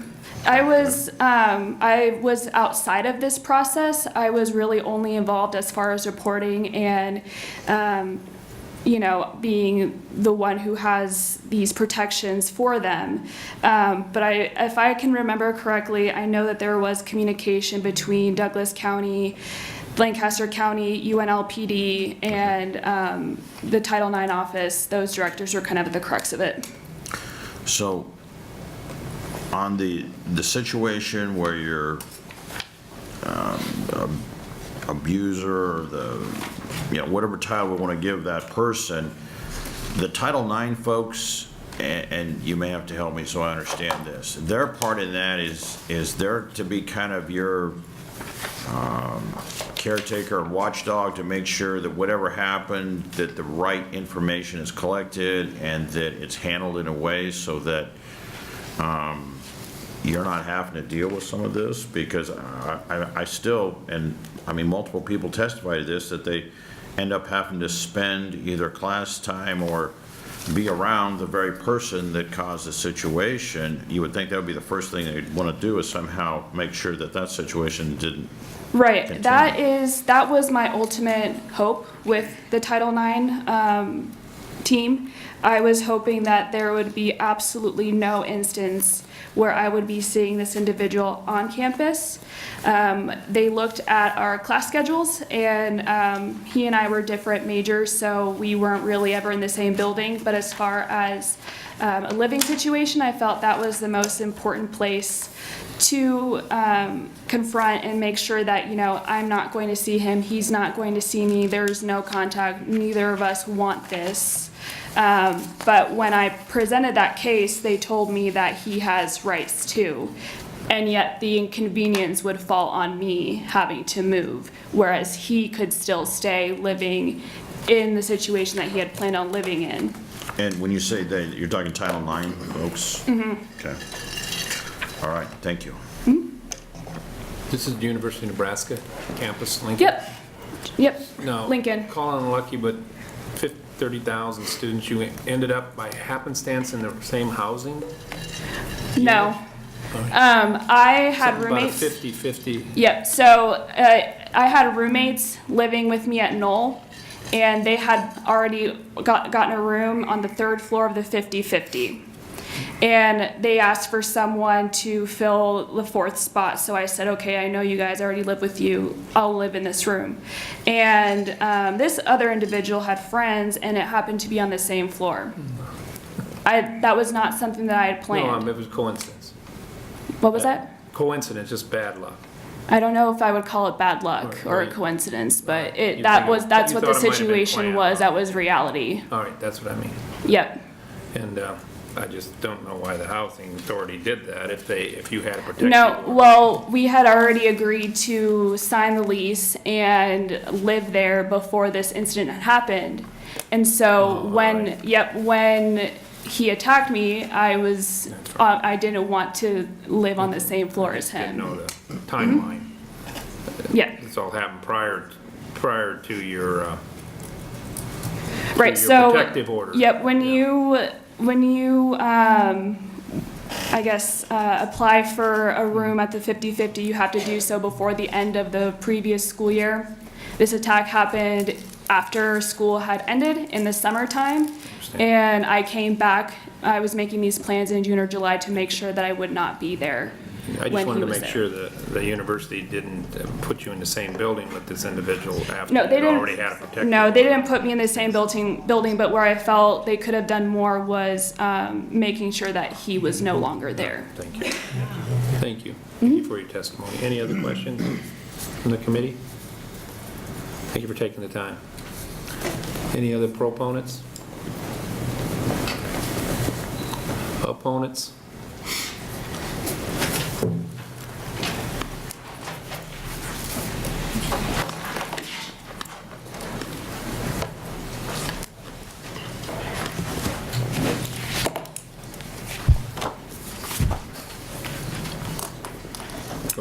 Good afternoon, Chairman Groney and members of the Education Committee.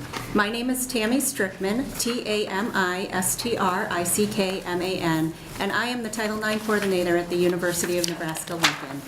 On behalf of the University of Nebraska, our 4 campuses, and 52,000 students, I am here today in opposition of the green copy of Legislative Bill 702.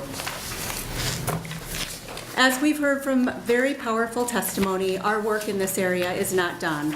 I want to begin by thanking Senator Kavanaugh for raising important issues related to campus safety.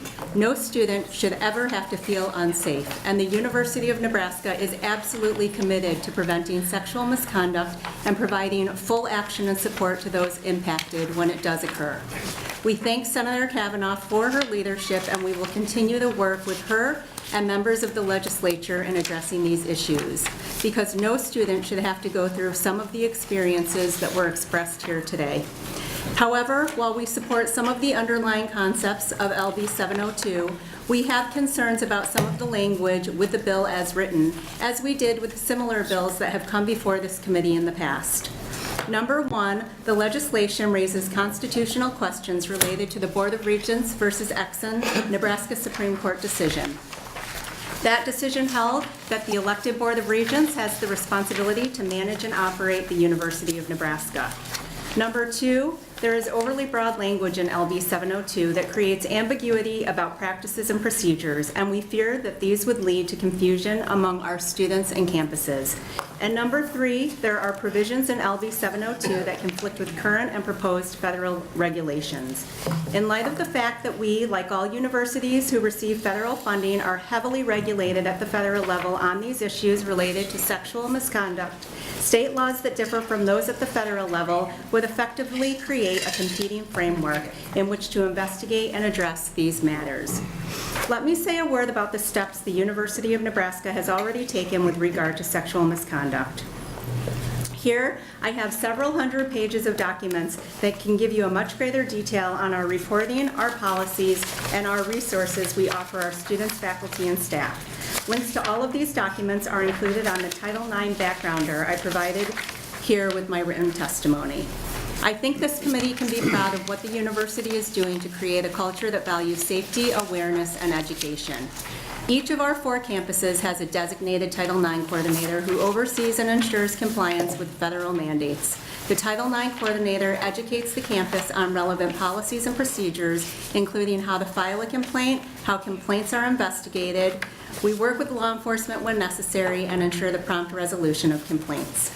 The university also provides outreach and support to parties who are involved in any investigation or have been subjected to sexual misconduct or intimate partner violence. Support may include academic and housing modifications, advocacy and counseling both within the university and with community partners, and safety planning with our university police department. I mentioned the conflicts between the language in LB 702 and current and proposed federal regulations. These include provisions that may result in the release of a reporting party's identity or disclosing the identity of a reporting party to another student, an employee, or a third party. These provisions in LB 702 are prohibited under the Federal Clery Act and the Family Educational Rights and Privacy Act.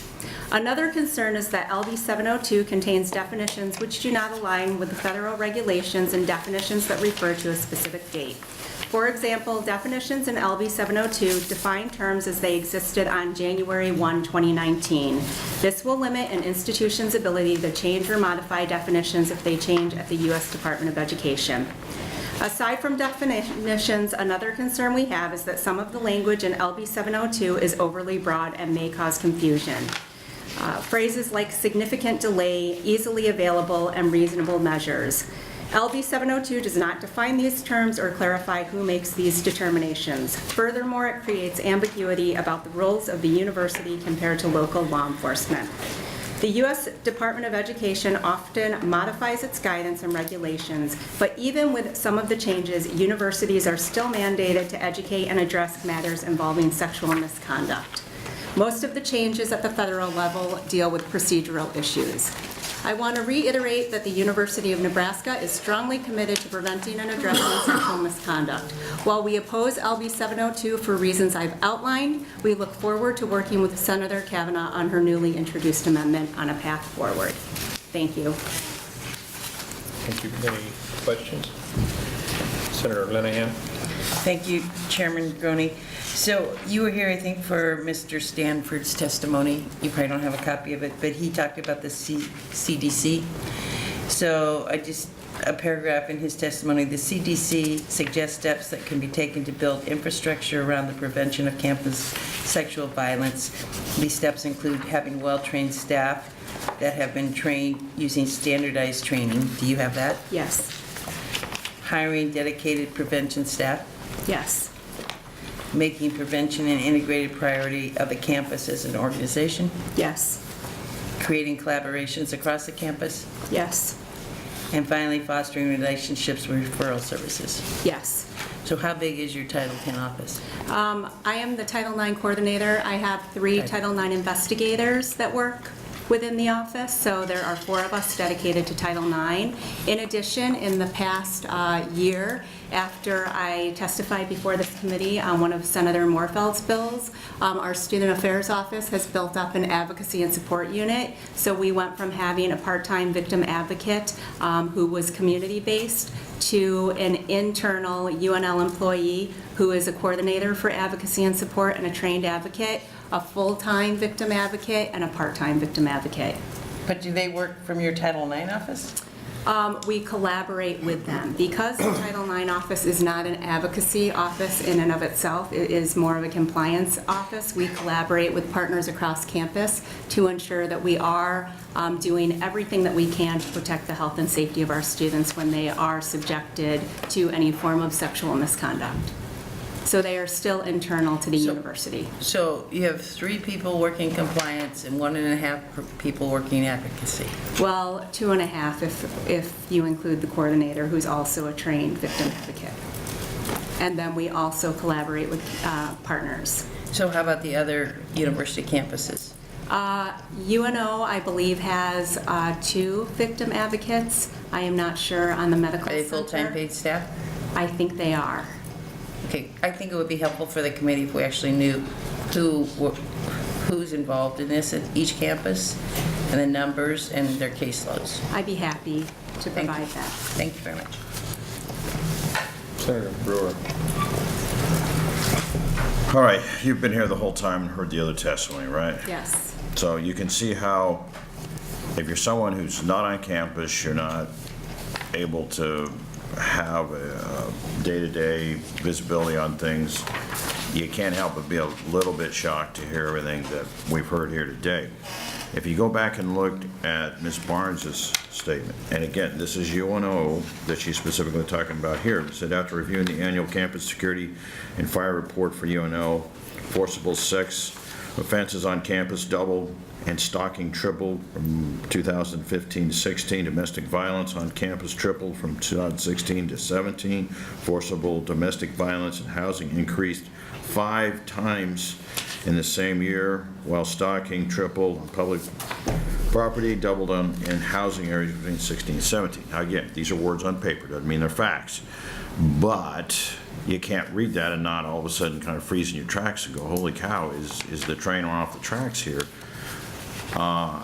If we were to look at the overall University of Nebraska, and Senator Linehan actually kind of touched on one of the issues I was going to say, do you guys crosstalk between Kearney, UNO, UNL, UNMC to see if there's patterns, if there's issues, if there's behaviors that, you know, are consistent and that you can kind of crosstalk to understand what's going on, or if there's something you're not doing that you need to do? Yes, we do meet routinely to talk about what's going on our campuses, best practices, programs that have been successful, areas of improvement, all of those types of issues. What Senator Leonard had asked for, if we could get some way to see visibility on the Title IX side for all of the campuses, that would be good.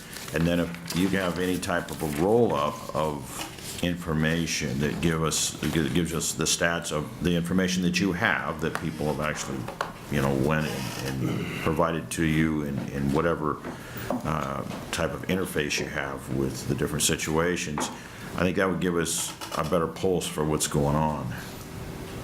I'd be happy to. Thank you. Senator Panton. Thank you. I guess I'm just interested, thank you for being here, Ms. Strickman. And I'm not going to mention the green copy again, but I am interested in the fact that, I mean, talking about whether the policies are easily available, so you don't post online? We do.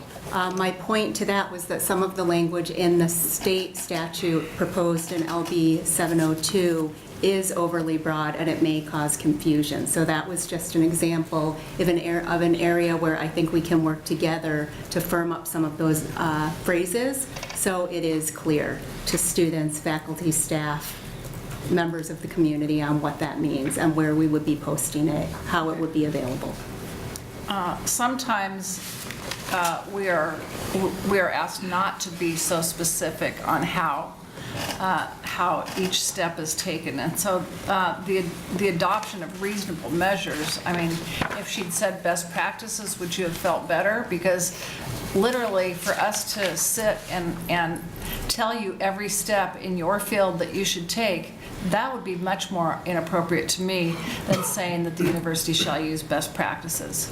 I think shall use best practices or practices that align with the current federal guidance or regulations would be clearer to institutions to implement those. Okay, thank you. Senator Merman. Yeah, thanks a lot for coming. We heard a lot today, I think, on trauma-informed counselors. I'm not sure that's exactly the right terminology, but do you think that is being addressed sufficiently? I do. Myself and my 3 investigators all have undergone trauma-informed training so that they can interact with complainants or survivors of sexual assault, intimate partner violence. So that is something that is certainly being addressed across the campuses. Okay, and then also just to follow up a little bit on that, like education to prevent sexual violence? Yes. How much of that is being done? Well, I myself do a lot of the in-person training on Title IX across the Lincoln campus, so I ensure that I go out and meet in person with administration, deans, directors, a lot of our student body, so organizations will oftentimes invite me to different events. All of our students who come through fraternity or sorority rush, all of our athletes, all of our resident assistants, resident directors, associate directors of housing, all undergo that type of training. We also are doing a lot of outreach through our new advocacy and support unit. So they are doing things such as healthy relationships, introducing themselves to our student body and our employees, talking about what their services are, how a student can come and connect with them. So we have been doing a lot of routine and regular outreach across campus on all of those different areas. Thank you. Thank you. Senator Monahan. Thank you, Senator Gurney. So that was a lot, that sounds all wonderful, but I didn't hear that every student that walks on the campus gets contacted. Every new student, before they come onto campus, is sent a link through their student portal where they are informed that they need to complete that training. It's a Title IX training before they come to campus, and that does provide not only information about what Title IX is, what the expectations are, what the resources are, but also who the Title IX coordinator is on that campus and how to connect with them. So they have to complete that course before they can start class? They are told it's required.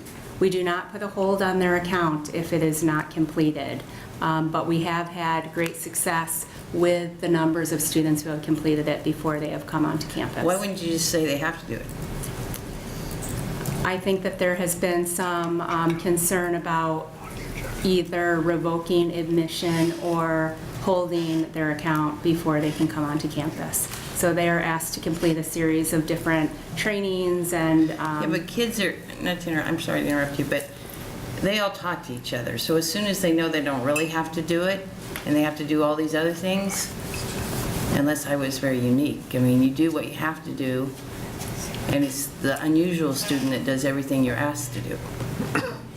So it'd be another thing to see how many kids are actually, because it's a little concerning that you would say that during rush week, those kids all get talked to, but the kids that show up from, Crab Orchard, Nebraska, aren't spoken to. It's a little bit of different treatment there that would concern me. Well, we send the message to all of our students that it is an expectation for them to complete. I understand. But some students you actually talk to, and some students you just send a link to. Well, we send the link to all of the students. Some of the student organizations and different events that are happening on campus invite us to come and do a personal presentation. So it is not that I am just going and doing these types of presentations. People will ask for me or one of my colleagues to come and present on issues that they want covered in person. They want the Title IX coordinator there in person. So I would like to do in-person training. But you can't possibly do that. You're only one person. How many students are at Lincoln campus? That's why we do the student portal online training as well. Okay, thank you very much. I looked up Title IX. There's a lot more to that than rape and domestic violence and harassment. I mean, you've got to make sure the sports programs are balanced. You have to make sure that discrimination doesn't happen in promotions in the English department. You've got to make sure that a student is not discriminated against in the grading system by a professor. You've got the sexual part of it seems like it's been the focus, but you've got a lot of things on your hand, don't you? Do you not? I do. Yes. In the past, I'd say about 5 years, the focus of Title IX has turned a lot to sexual misconduct on college campuses. So that is where a lot of the national landscape has focused on, but it certainly covers all of those different areas that you've just talked about.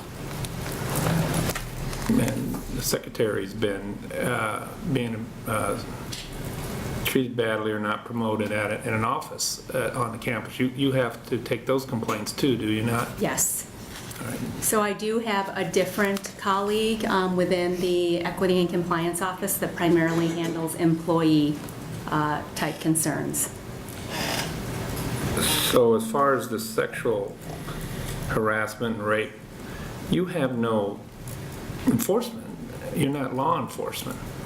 So what in statute do you have the authority to do? Well, we have the authority if we have met our standard of proof and we determine that there has been a violation of our policy to sanction anywhere from warnings, probation, up to separation from the university, whether that be temporary for a fixed period of time or permanent separation. So in some of the more serious cases, we have had to separate students by expelling them. In some of the cases where we've been able to resolve or that may not involve any type of assault or physical harm, intimate partner violence, we have been able to address some of those with sanctions where there are things like a no contact order, where the students agree that they are not going to further engage.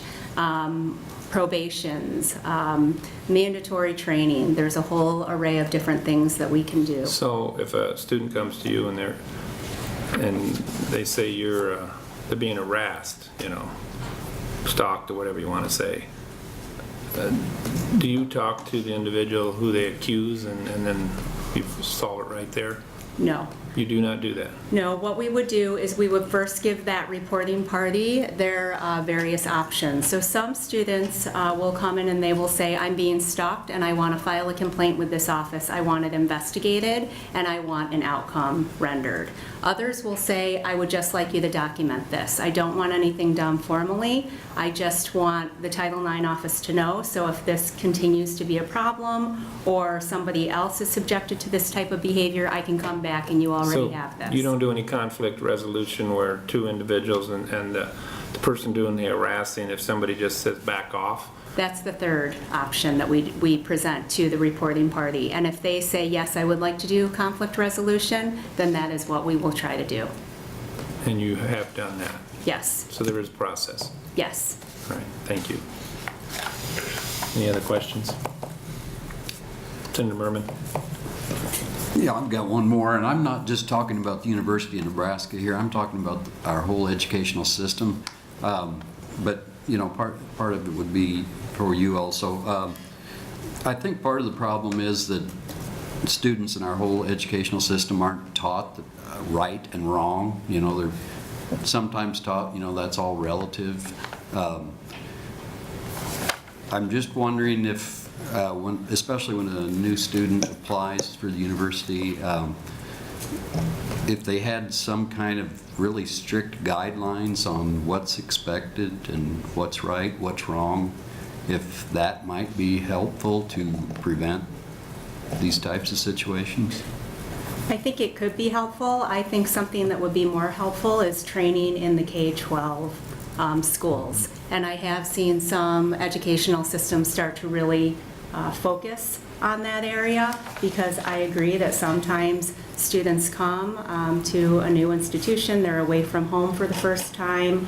It's the first time that they've had more freedom to do what they want to do, and there have been issues, and so I think really focusing in when they're younger is extremely helpful and effective. I totally agree, but I do think that, you know, when they do go to a new institution, such as the University of Nebraska, if they had some type of document or, you know, some type of a strict rules that they would have to abide by, that would be helpful there also.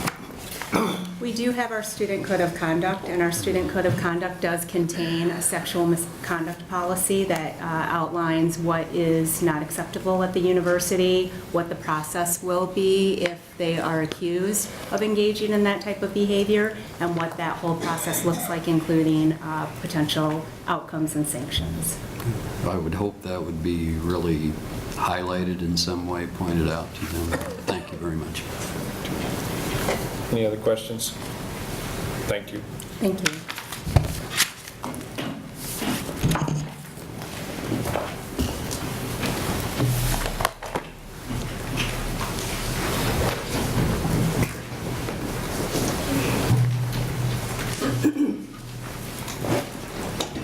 Good afternoon. Excuse me. My name is Kristen Peterson, K-R-I-S-T-I-N, Peterson, P-E-T-E-R-S-E-N. I'm the General Counsel and Vice Chancellor for Employee Relations for the Nebraska State College System. I'm testifying today on behalf of the Chancellor for the Nebraska State College System in opposition to LB702. I've provided a packet of information containing 3 documents. There's a letter that Chancellor Turman sent to Senator Kavanaugh last week detailing the state college system's position on 702. There's also a clean copy of the bill and a legislative format copy with our edits in it.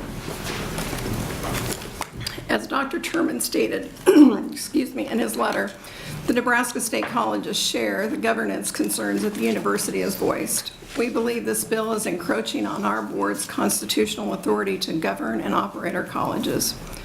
So our first preference would be that LB 702 does not move forward, or that a reporting bill be adopted in its place, so that the legislature could be provided assurances that we are doing our reasonable efforts to maintain a safe campus environment for our students. Many of the requirements in LB 702 are already mandated by federal laws, and I can't even stress to you how many federal laws, guidance, regulation that we are currently obligated to follow. We also look at just guidance documents and best practices under Title IX. LB 702 creates new obligations that may or may not correspond to the new federal regulations that are pending at this time. This period of federal regulatory uncertainty is an inopportune time to create another layer of requirements on our colleges, and it will necessarily increase costs for our colleges as we attempt to comply with potential inconsistencies and conflicting state and federal requirements. Additional resources that are very scarce anyway for our staff time and funding would be better spent toward more programming for our student staff and faculty, and we would work toward that end to hopefully decrease the number of incidents that we have of sexual assault on our campuses. And our other option or preference for this bill is that it would be reconsidered at a future date when the federal landscape is more certain. We met with Senator Kavanaugh and the other representatives from the community colleges and from the university in February. We discussed our concerns at length. Unfortunately, we were not all able to reach consensus on LB 702. We appreciated the opportunity to meet with the senator, and we remain available to meet with her and her staff in the future as we talk about the bill. Shortly before I came over this afternoon, an amendment to the bill came through. We went through it quickly to try to identify changes, but we will need to go back through that and look at how the amendment changes the current language of LB 702. Thank you very much for the opportunity to speak today. I know it's been a long afternoon, but I'm happy to answer any questions you might have. Any questions from the committee? Senator Brewer. Thank you, Madam Chairman. All right, let's see, where do we begin? if we go back and look at some of the comments that have been made about where they thought there were failures, and if we kind of slow walk this back, we had a little bit of information was provided as far as there is guidance in a student handbook, and I would assume that the state colleges would have something similar. Yes. So from the get-go, there's guidance that are given to the students, knowing what right and wrong looks like. If we look at the prevention part of it, I mean, I guess you could consider that part of the prevention too. They're told what they're expected to do or not do. Is there other activities or information that's shared during the academic year that is out there to take care of this prevention part of it? Because that obviously is something that has to be addressed. Yes, there is. There are a number of efforts, programming, activities that go on at all three of our state colleges. We have speakers, we have group forums, we have advocacy groups from the communities come in. We have our Title IX people and also our system office Title IX person. They go out and meet with a lot of the groups, I think, that were mentioned by the university, the sports teams, the housing, the community groups, clubs, organizations on campus. And that was, sometimes Senator Groney says things that don't make sense, but the part when he was talking about what all fits in the category of Title X, it does look like that's a pretty big umbrella. Everything that fits Title in IX, there. and yes. Sorry. No, Title that's IX. fine. It is a huge area, and we have limited resources to meet an ever-growing number of those requirements. Yeah, we had an explanation on the university system, and that was kind of the conversation we had about, understanding what the issues are on the different campuses, how many do we have that are handling that.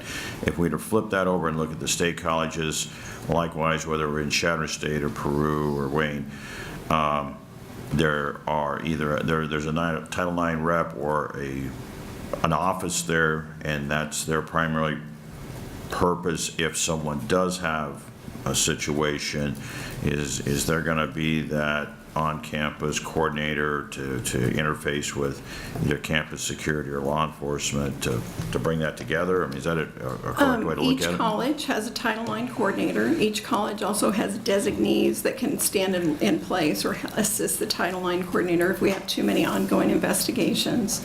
Also at the system office, we have a coordinator. So there is one person in the system office so that when an issue comes up at Shadron, we can share best practice information, we can share concerns, and we have an advantage because we're smaller in that regard. Well, with that said, the downside of being smaller too is you probably do not have a dedicated, uniform, badge-trained law enforcement person on those campuses. Do you have just security, or do you actually have?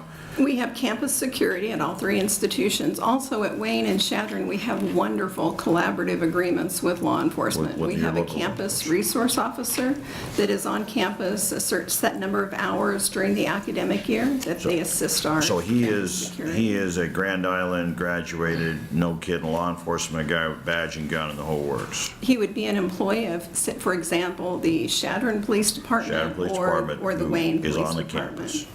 Peru doesn't have that same advantage, but they work very closely and very well with the Nemaha County Sheriff's Office. Right. We've been extremely pleased with the way that we've been able to work with those entities. They are law enforcement. They're not in the same business we are, but it's been respectful and collaborative. Do the state colleges track incidents, whether it be assault, rape, that whole spectrum of crimes? Is there some type of a roll-up report they do annually? All the institutions of higher education are required to do the reporting under the Clery Act. And that's those statistics are available on our websites. All right, well, we need to probably go and get those. Thank you. You're welcome. Any other questions? Thank you for your time.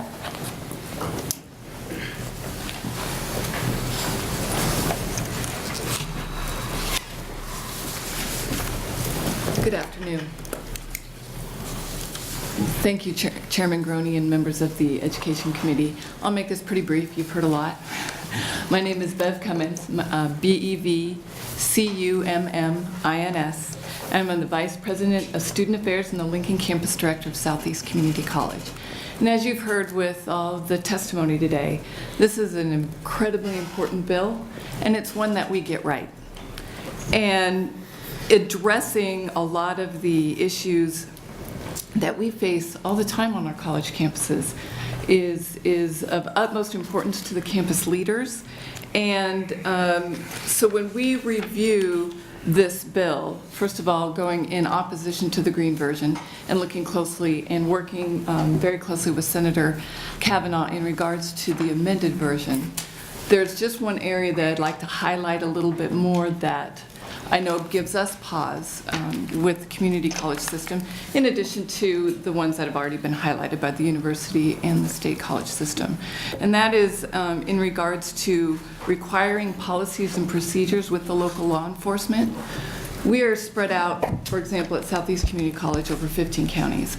And while we've got great working relationships with the Lincoln Police Department and several of our local agencies, it does get rather cumbersome to create memos of understanding already with each of these different law enforcement agencies. So to establish policies and procedures as outlined in the original version of LB702 would be much more problematic and a lot more work on our end, and I'm just not sure if we can enforce it. In other words, we don't have any jurisdiction over those law enforcement agencies, so for us to be held accountable for policies and procedures that they would also have to comply with is problematic. As mentioned, there would be some fiscal impact relative to training, to ensuring that we've got enough staff. We run pretty light a lot of times at our community colleges when it comes to staffing, and so this would require us to add additional individuals to meet those needs. So for these reasons, on behalf of SEC and the community colleges in Nebraska, we officially oppose the green version, but we are excited to work with Senator Kavanaugh and her team in regards to an amended version. Take your questions. Senator Brewer. Did you have your hand up? I did, but you're starting to kind of have an attitude. So I kept it short. I'll keep it short. Now, how recently did you see the white copy? Just before I walked in today. Okay, well, I mean, we're we in the did same see boat. versions of it. I didn't see versions of it, so I'm trying to compare the two, and so, you know, when I asked earlier about the issue of the appropriations note that comes with it, I'm not sure where all this is going to be when you go from green to the white copy and trying to compare the verbiage. So, I mean, I can understand where you're coming from, because the last thing that we need to do is take this mountain of federal regulations that you're already trying to meet and where we're at, and then we're going to gum it up and put something that's going to cause confusion and not fix the problem. So, you know, at some point we may just have to dissect this white copy or fully understand what that says and how it's going to affect things.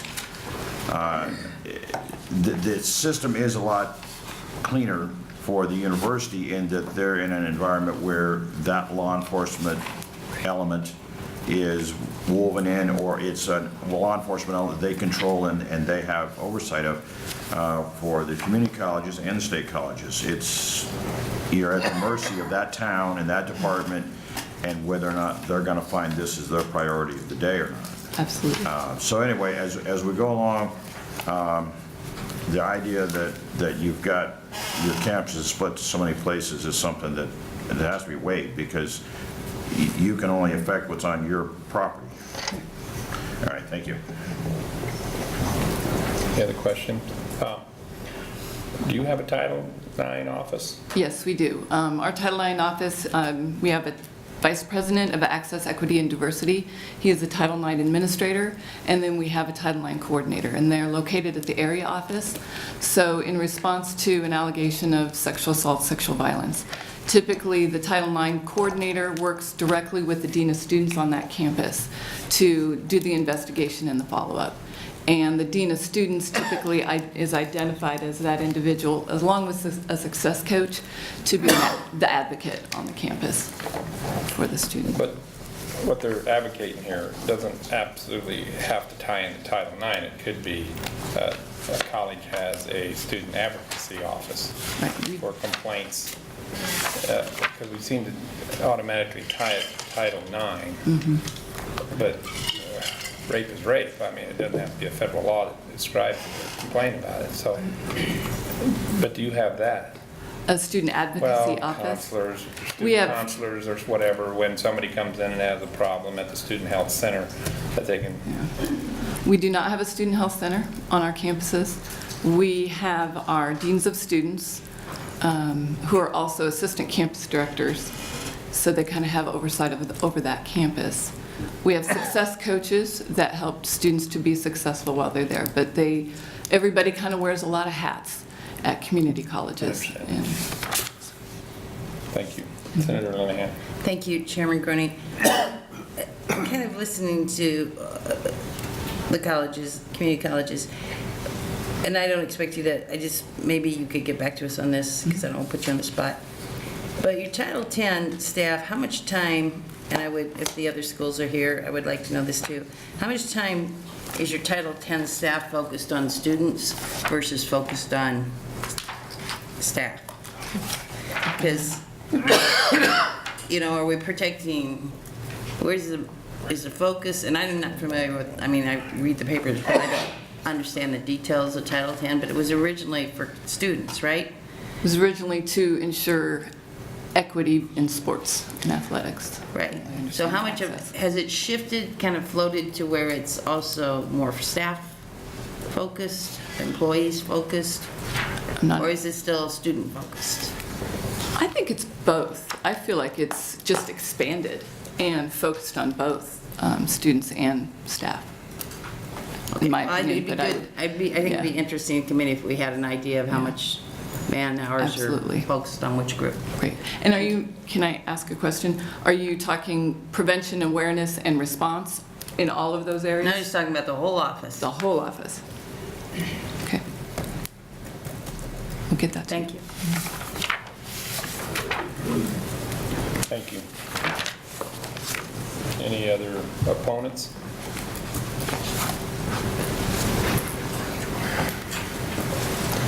Neutral? Where's my deal?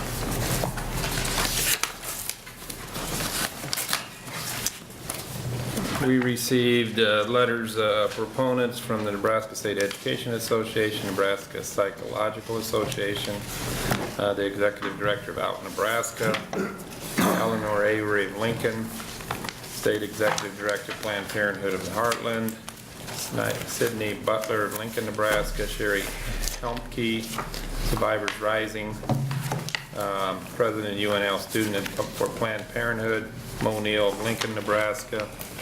Opponents, none. Neutral, none. Senator Kavanaugh, would you like to close? Yes, thank you, Chairman Groney and committee.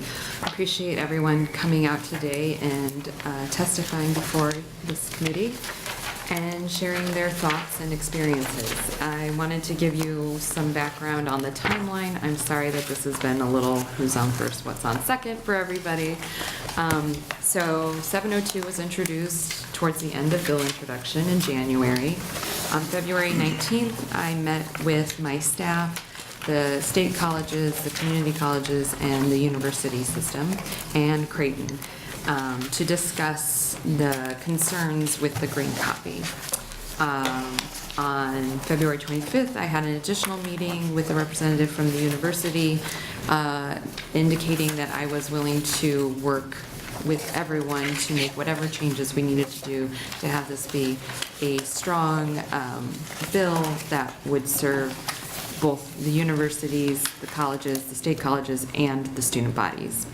On Friday, on March 8th, I received the white copy from the state colleges, and then I received a white copy from the University of Nebraska. What you have before you, Amendment 683, is almost identical to what the state colleges submitted to me on Friday, March 28th. I made some changes which are, I realized that I hadn't included harassment in the original bill, so I added that across the board. And then on page 6, section 11, line 19, I changed a may to a shall, which I consulted with some lawyers as to whether or not that would change the constitutionality of this. And because it is a may on line 23 of what the training would include, it is their opinion and mine as well that it is constitutional, but we can have that conversation further if you would like to. It is not my intention to create an unconstitutional bill, so if there is more work to be done, I'm happy to do it. So there was a lot of information flying around today. And I just wanted to first start out and clarify that I've been trying to work with everyone, and the University of Nebraska is opposed to the green copy and the white copy that I have submitted.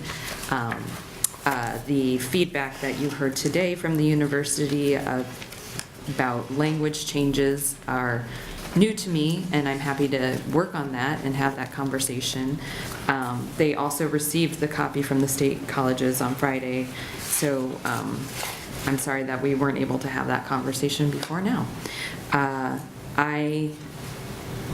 Previously, the green copy was too narrow in how it prescribed this was all to be carried out, which was the problem that everyone had previously. Apparently now it is too broad, so maybe we will find a porridge that is just right, but we will continue working on that as well. I think one thing that we learned from today is that there is no uniform training for all students when it comes to what is consent, prevention, resources, and kind of violence that is happening.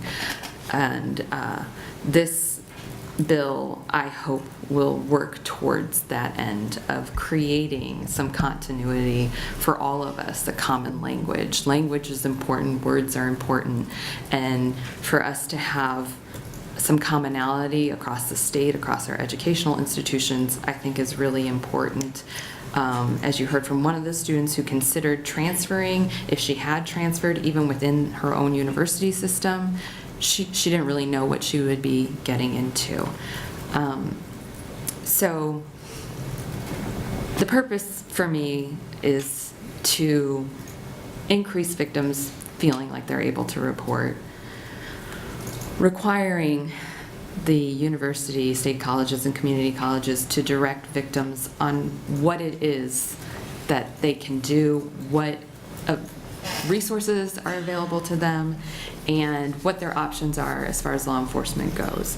This bill does not assume that they have already contacted law enforcement, and it does not assume that they absolutely will contact law enforcement.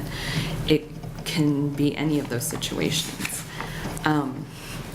We've heard lots of national stories about universities not handling sexual assault well or at all. Michigan State is one that I think we all remember quite recently with Larry Nassar and the assault that he perpetrated against dozens and dozens and dozens of students.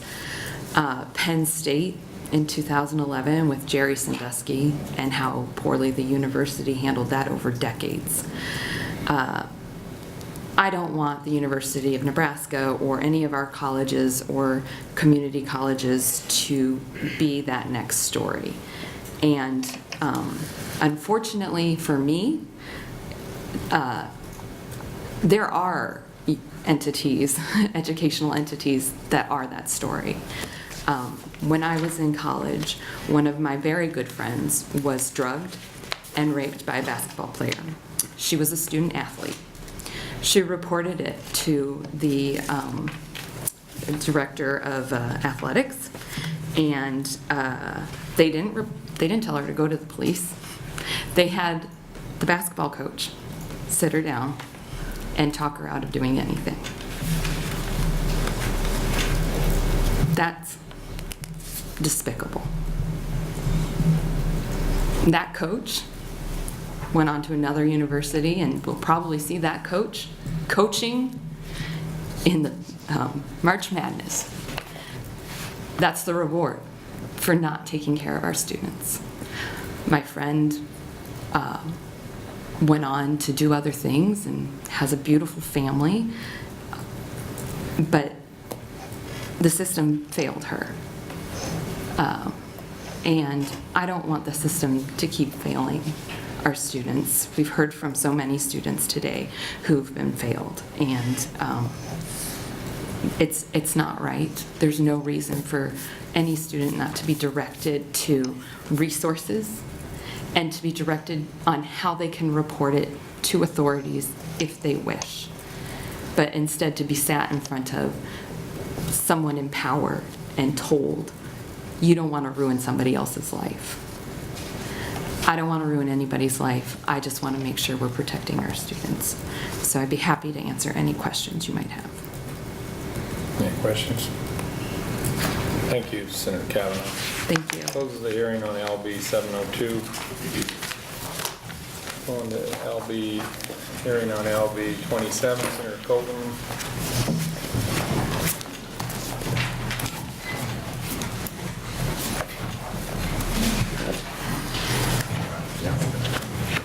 Going for good? No, coming back.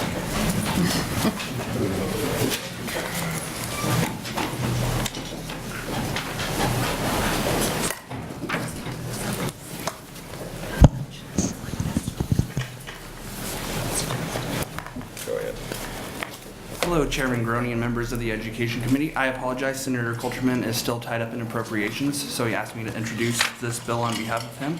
My name is Tyler Mahood, M-A-H-O-O-D, and I am here today to introduce LB27. LB27 is being introduced on behalf of the Nebraska Community Colleges Association, who seek to have greater flexibility in their budgeting process. LB27 would do away with the general fund and capital fund levy distinction, which currently exists.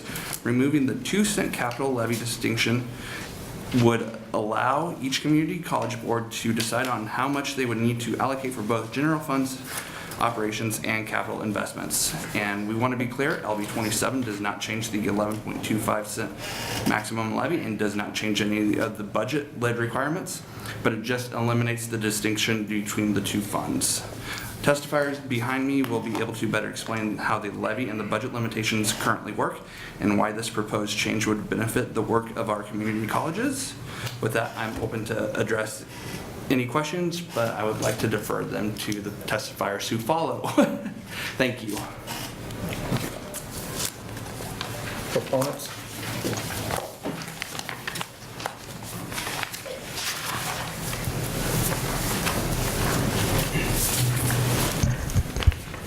Members of the committee, my name is Greg Adams, G-R-E-G-A-D-A-M-S. And before I say anything else, Senator Groney, I look out here at the room, and that's what always happens when I introduce bills in the past. Everybody get up and leave. It's like the bus was ready. Very thankful. Then I'm going to make my testimony short. I know that it's late. We thank Senator Coleman for introducing this bill. At the risk of insulting the committee, and it certainly is not my intention, when you read this bill, you probably head swims just a bit, and then you reread it, and then you reread it, and wonder really what's going on. Let me try to just cut to the quick and save some time. Right now, in statute, the maximum levy authority of any community college in the state of Nebraska is 11.25 cents. That is maximum.